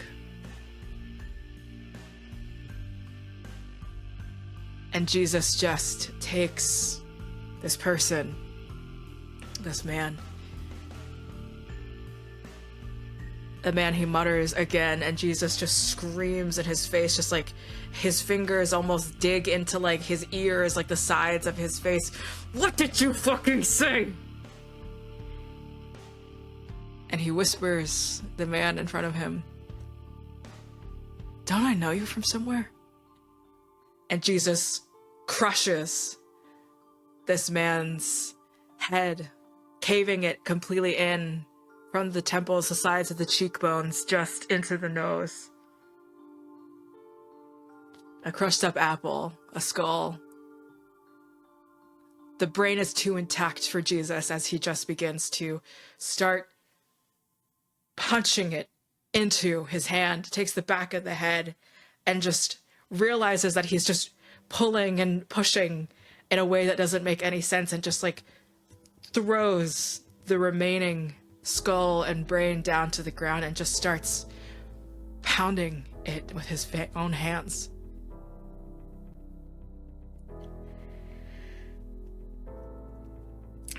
When he's done, when you assume Jesus Christ is done, his hands slamming into the concrete,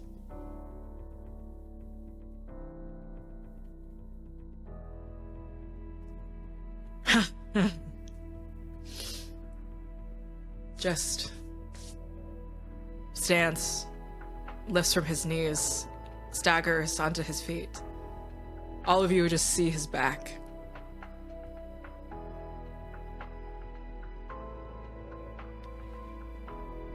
And there's no way that this is a feeling to feel.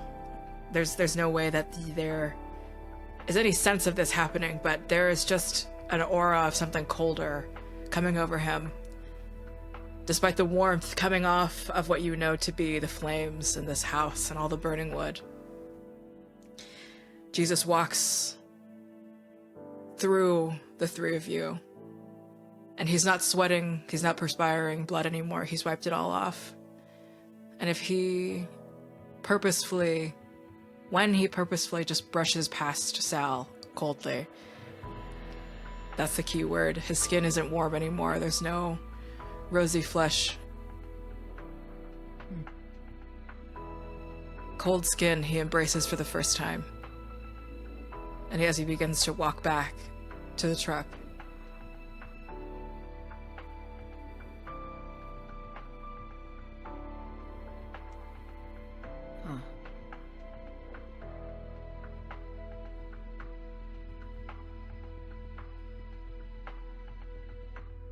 I look over. I watch him go back and kind of wait for a second, and then I look over at King and Carbon, just like,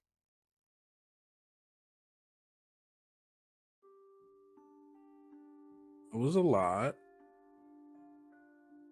yeah. That. A little touchy. Carbon's going to go follow after Jesus.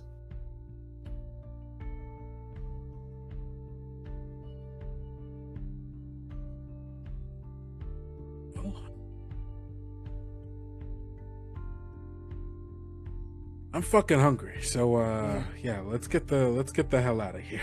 Yeah, crazy motherfucker. Yep. Carbon, you catch up to Jesus.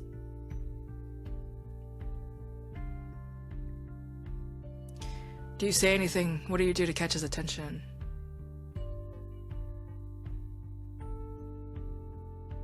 Typically, Carbon is moving in, like, you know, silence of death, just very quietly. But I think there is a purposeful rustling of branches to suggest that there is somebody there, just like to brush against some branches or something to suggest that somebody is there.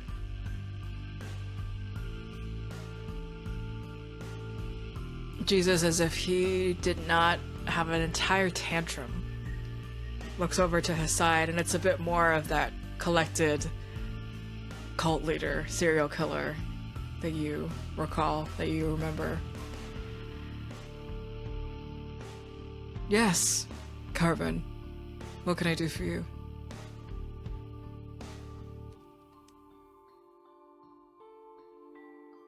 Are you okay?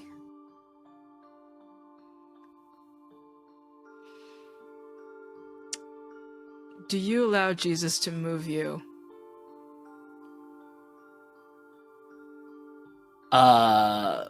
Rigid at first, rigor mortis, but then finally giving way. Yeah. He presses you against the truck, his hip bone to your hip bone. You're taller than him, so he has to look up at you. And it's just cold skin. Noticing the parts of his body that are out on display per usual, just this low, deep V, long-sleeved white. It's all burnt and just sort of tattered. And these low-rise jeans, again, not wearing any shoes. And he did not pick up the AK-47. That's something that his apostle surely would do for him. Do you love me?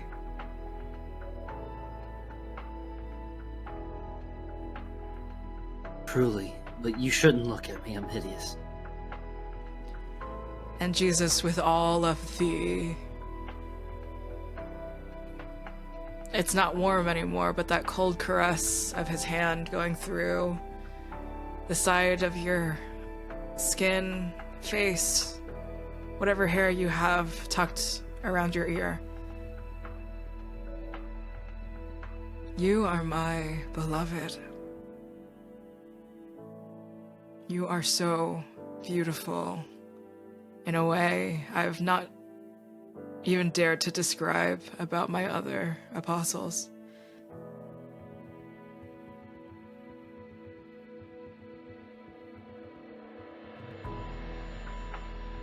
I think at like the sheer mention of that, like of being beautiful and everything, it's almost instinctual, and there's just immediate, just like hands around throat of like and just like an intense stare directly into his eyes, being like, "Don't lie. Don't lie to me."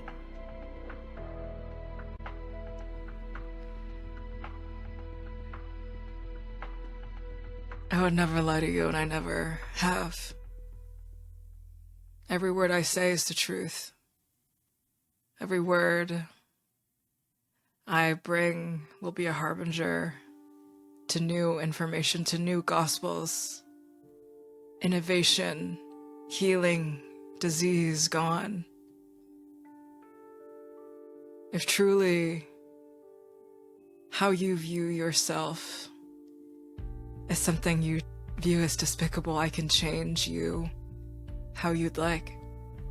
That is one of the many things that I can do for you. I can turn your blood into water. I can change your face. I can change your body.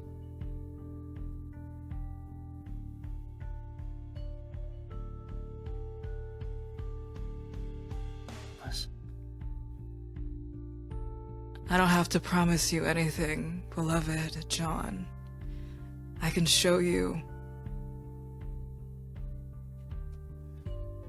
You can feel his hand, almost as if your face was a pool of water, fingers beginning to press through the skin and fat barrier. Just tell me, almost as if he's moving and caressing, circling his finger into the tissue that you have underneath your skin.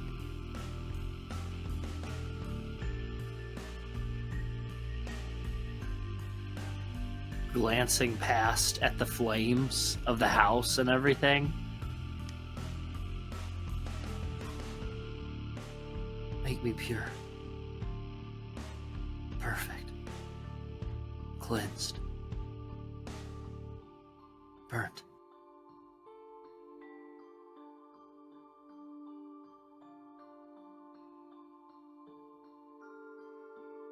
Please.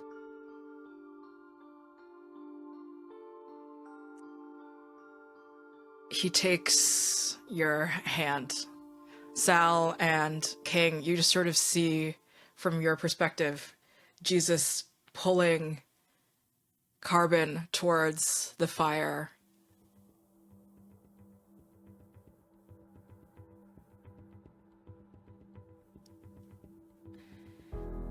Carbon, you just feel not specifically your body reacting to the warmth, but just that you know that there is great bestial death in front of you.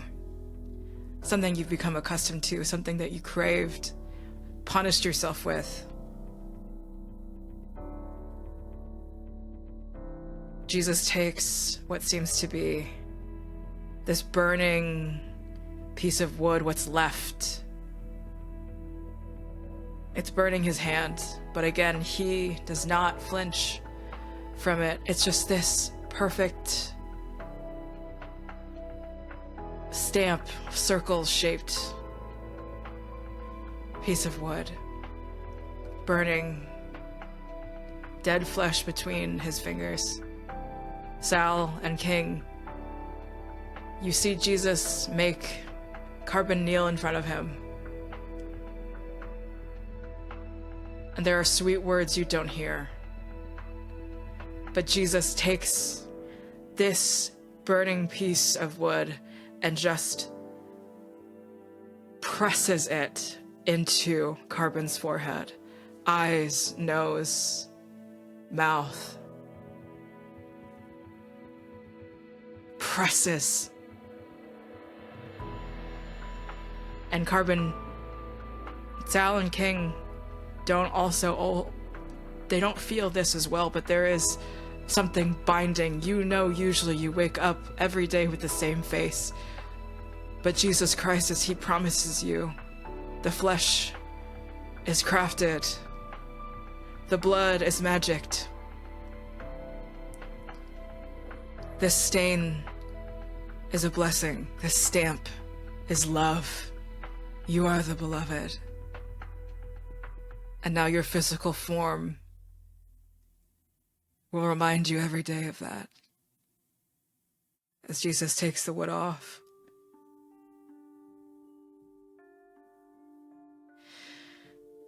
Sal and King, did you move closer? Did you react in any kind of way?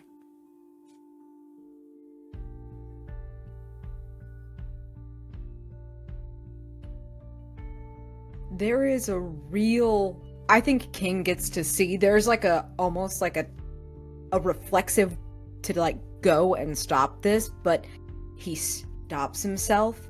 He's like, knows what he's doing. Carbon knows what he's doing. Fuck are they doing over there?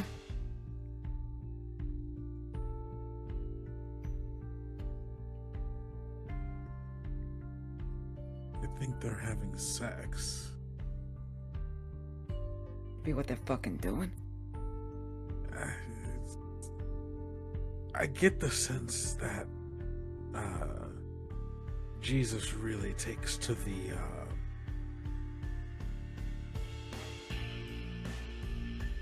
changing of us. I think he's, he did the thing with candy and now Yeah.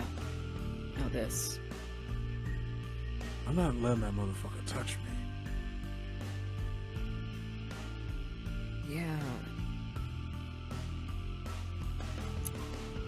You and I think maybe we need to talk about what we're doing about this guy, by the way. James the Great, Judas Iscariot, do either of you have a mirror?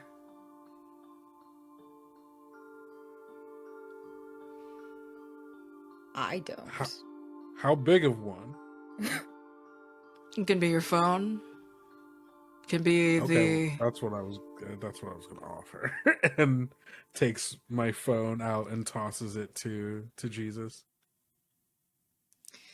He catches it and just pulls up the camera app and shows Carbon, John the Beloved, your new face.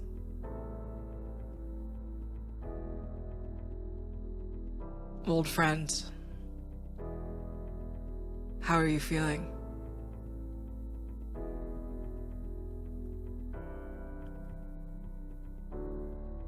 Carbon takes in the blistered eyelids, the bit of melted flesh that's connected from the eyebrow to the bottom of the eye socket, the hollowed cheek where you can still see musculature. It looks like somebody that was in a vehicle fire. Somebody that was too late in being recovered from a crash. Kind of them. The hair's all gone. There's bits of scalp still there.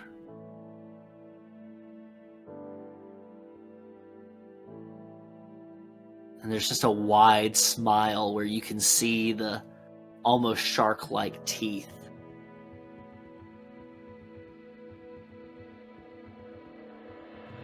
Perfect. I'm perfect.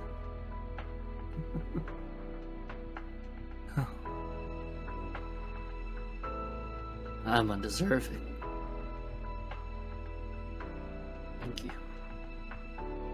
Thank you. And I'm just gonna take the hands and just like put my forehead to the hands, and I'm gonna like turn them over and look at them, and then put them on my face, and then look at the feet and everything, and kiss the feet and everything. Just absolute, just witnessing a miracle. Just.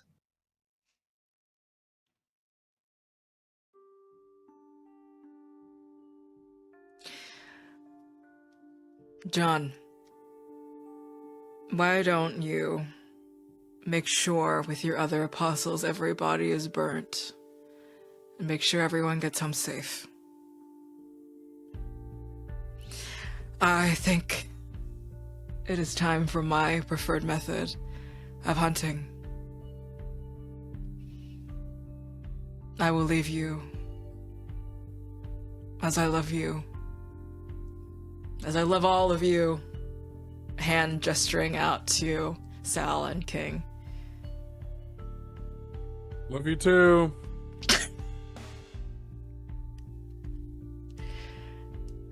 And Jesus walks past the house fire and disappears into the night.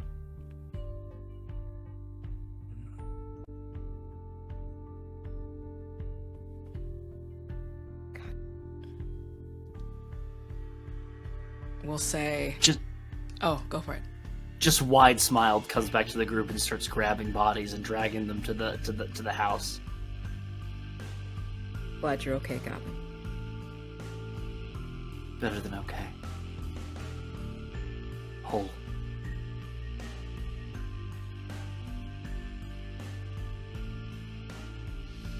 You look great. The three of you make short work of getting the bodies into the fire. You get back into this truck, suited up with the cow chaser. On the highway back to your respective coffins, places that you rest. Carbon, there's a drive-in theater on the side of the road. You're seeing the big projector as,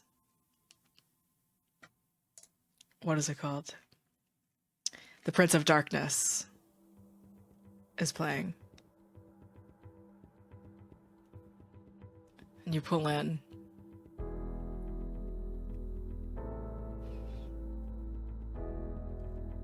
If you can recall, is there a scene that is specifically happening as you pull in? Oh yeah, I think solid one. I think we'll see. Yeah, it's it's a character by the name of Catherine, who is looking over different textbooks that have these like differential equations within them, but they seem like they're on ancient paper. And then there's another people. They're students. It's all these students that are studying the essence of evil, essentially. And by one of the students' translations, they find the cylinder that they discovered. She determines that it houses Satan, the great evil. And as she keeps reading through these translations, she learns that like Jesus Christ was an extraterrestrial humanoid who like came to warn humanity about Satan, but they feared him and so they killed him, and everything, and that like maybe Satan is not a fallen angel, but that like it's not God, but Satan is the son of anti-God, which is just God but the opposite and everything. And it's just like really heady, like sci-fi horror stuff going on and everything like that. And Carbon just like pulls in and is just laughing at it. And it's like it's just like, oh, this is great. We pulled in the best part. This is great. This is fantastic. We're getting to the good part and everything. Of when it starts getting into like the bad part, where the liquid starts possessing people, and it starts like Satan essentially starts possessing people, and they start fucking around with shit. And Carbon's just in glee with it, not even worried, not wearing a mask. So if there's other people in this drive-in theater, they're going to be able to see a burned person an extremely burned person just hooting and hollering behind the wheel of this 2025 Dodge Ram. With a cow catcher, with blood and soot and everything on it. Like Jeepers Creepers. Awful. So Sal and King's perspective again. Just as this a silent driving up until the point the drive-in projector and Carmen just pulls in, not saying anything other than realizing what the movie is and beginning to hoot and holler, enjoying when liquid Satan begins to start possessing people. You know. What are our last thoughts and words? Sal, does King have your phone number? I hate to break it to you. Does Sal Sal doesn't not have a phone? phone. That's crazy. We live in the 21st century. He can't. He has distorted image. Tech doesn't work good for him. It breaks. That's and so, fair. My man is living in like the 60s. I understand. So no, there's no phone. Mind. I would have to have literal telepathy to have a secret conversation with you. Crazy. Just whisper like a person does. Probably does have a pocket comb, car. like a switchblade comb, maybe. Yes, like I have like you want to pass notes like we're in class. There you go. No, because Carbon is in the same car as us. I know. I can't tell you something secret. Oh my god. I think Carbon is fully entranced in the movie, though, so it could be done. It could be done. I won't even try to roll the notice. Yeah. Okay. Can I, while the movie is happening, because I imagine I'm in the back seat. I assume you're in the front seat. Yeah. I'm just gonna like kind of lean over to behind, like on the window side behind you, furthest away. Just go, I hope you can understand that this is a problem. Won't be a problem.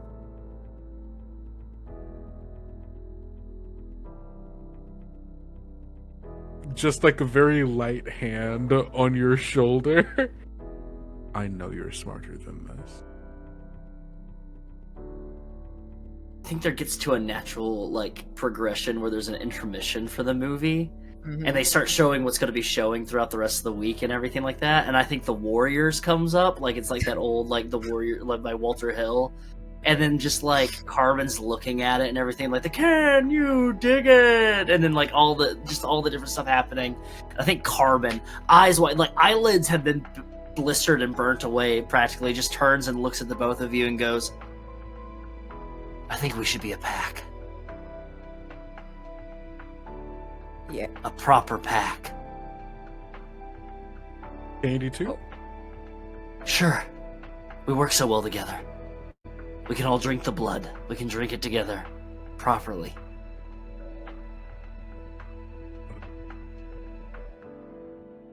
Look, I've been in, I mean, we've all been in packs before. You can say the words. I'll let you say the words. You're good with words. Good word. I can show them to you. I can write them down for you. You won't even have to know them. I understand you're not a priest or anything, but like... No. It's, You could be our priest. You hear that, me? King? You could be a pack priest.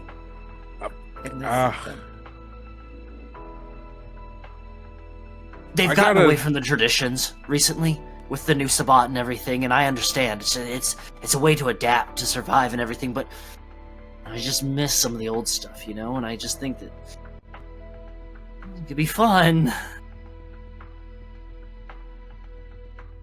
I got someone I need to talk with first. Someone that I used to be...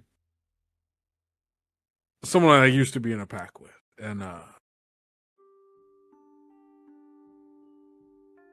Oh yeah? yeah, there's... And then I think turns to look at Carbon.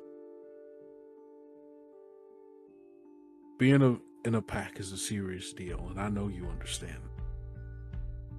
It's not a choice I want to make lightly, because if we're in it, we're in it.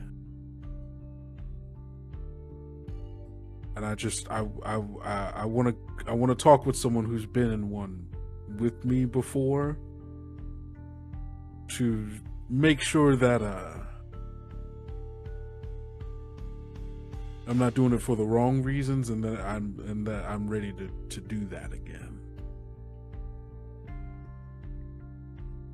Yeah, absolutely. Take your time, whatever you need. Absolutely, do what you got to do. I'll take the time, and I can get preparations ready. I can grab some gear. We'll have to find a place to. And just looks around at all the cars and the people and like the screen and everything, and goes, "We could do it here. We could do it here." Yeah. We could do it here. We could do it a lot of places, Captain. Yeah, we could take a convertible, and we could take a bunch of people, and we could kill them and drain them in the convertible, so it could be like almost like a pool or something, a basin, a cauldron, a caldera, even better. And then we can all drink from it. I slowly turn to look more, like my eyes slowly move to look at Sal.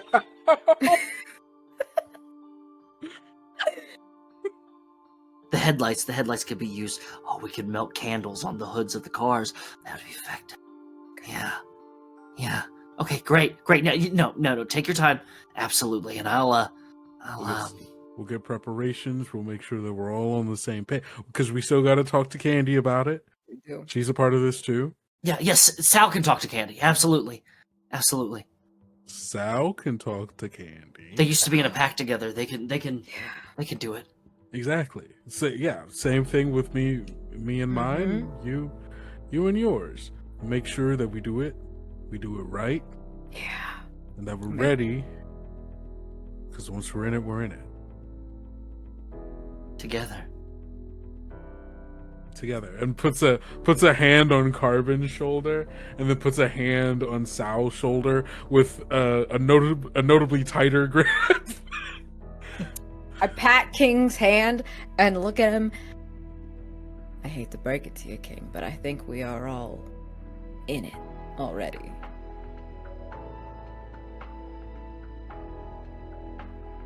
Fair enough. And I think that is where we will end tonight. Episode 4 of Eternity in Jersey City. Thank you all so much for being here and coming back to us after a 2-week break. Next week, we hope to have our beautiful Vinbox VA, which, hey, if you are all not also watching Philly by Night happening over at Dimples and Dice, our beautiful Vinbox VA is in that, as well as Fairbear C, as well as Radical Zoe.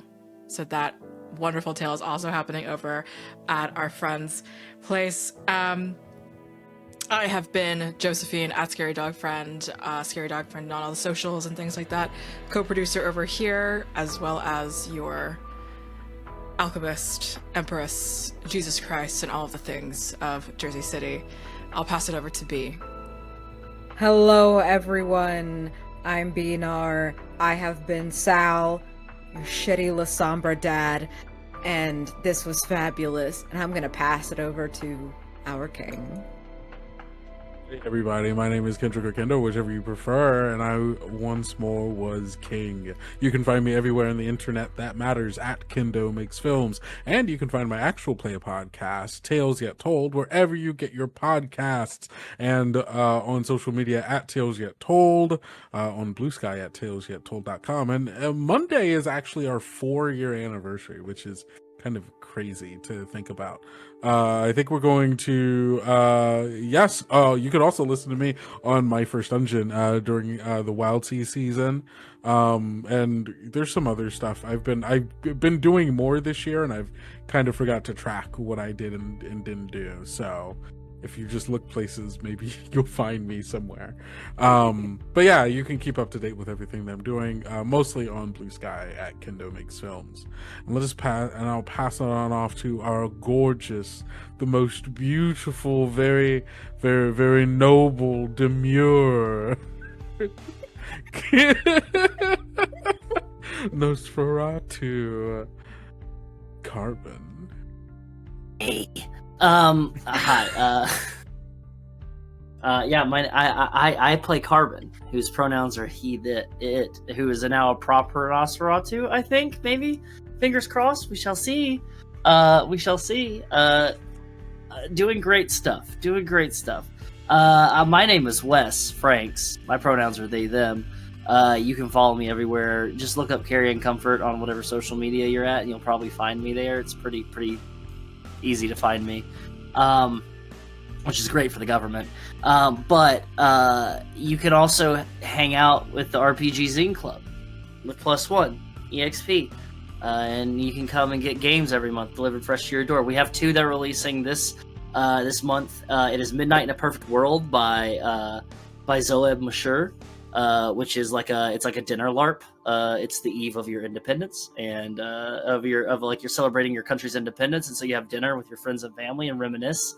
And then on the flip side of that, for our adventure game, we have Twilight Country, which is a Weird West game that uses a quick draw blackjack style card mechanic instead of dice, and so it moves very fast paced and everything. So that you're not being bogged down by anything like any dice mechanics trying to figure out all that kind of stuff. So that drops this month. So there's still time, Zine Club members, to get your games in. And there's also a bunch of other games there, so you can check that out. And I just want to leave off finally before I hand it back over to our storyteller with my favorite Bible verse that pertains to this evening. This is 1 Corinthians 1:10. I appeal to you, brothers and sisters, in the name of our Lord Jesus Christ, that all of you agree with one another in what you say, and that there be no divisions among you, but that you be perfectly united in mind and thought. Amen. Amen. Amen. And my favorite Bible verse. Bye. Good night, everybody.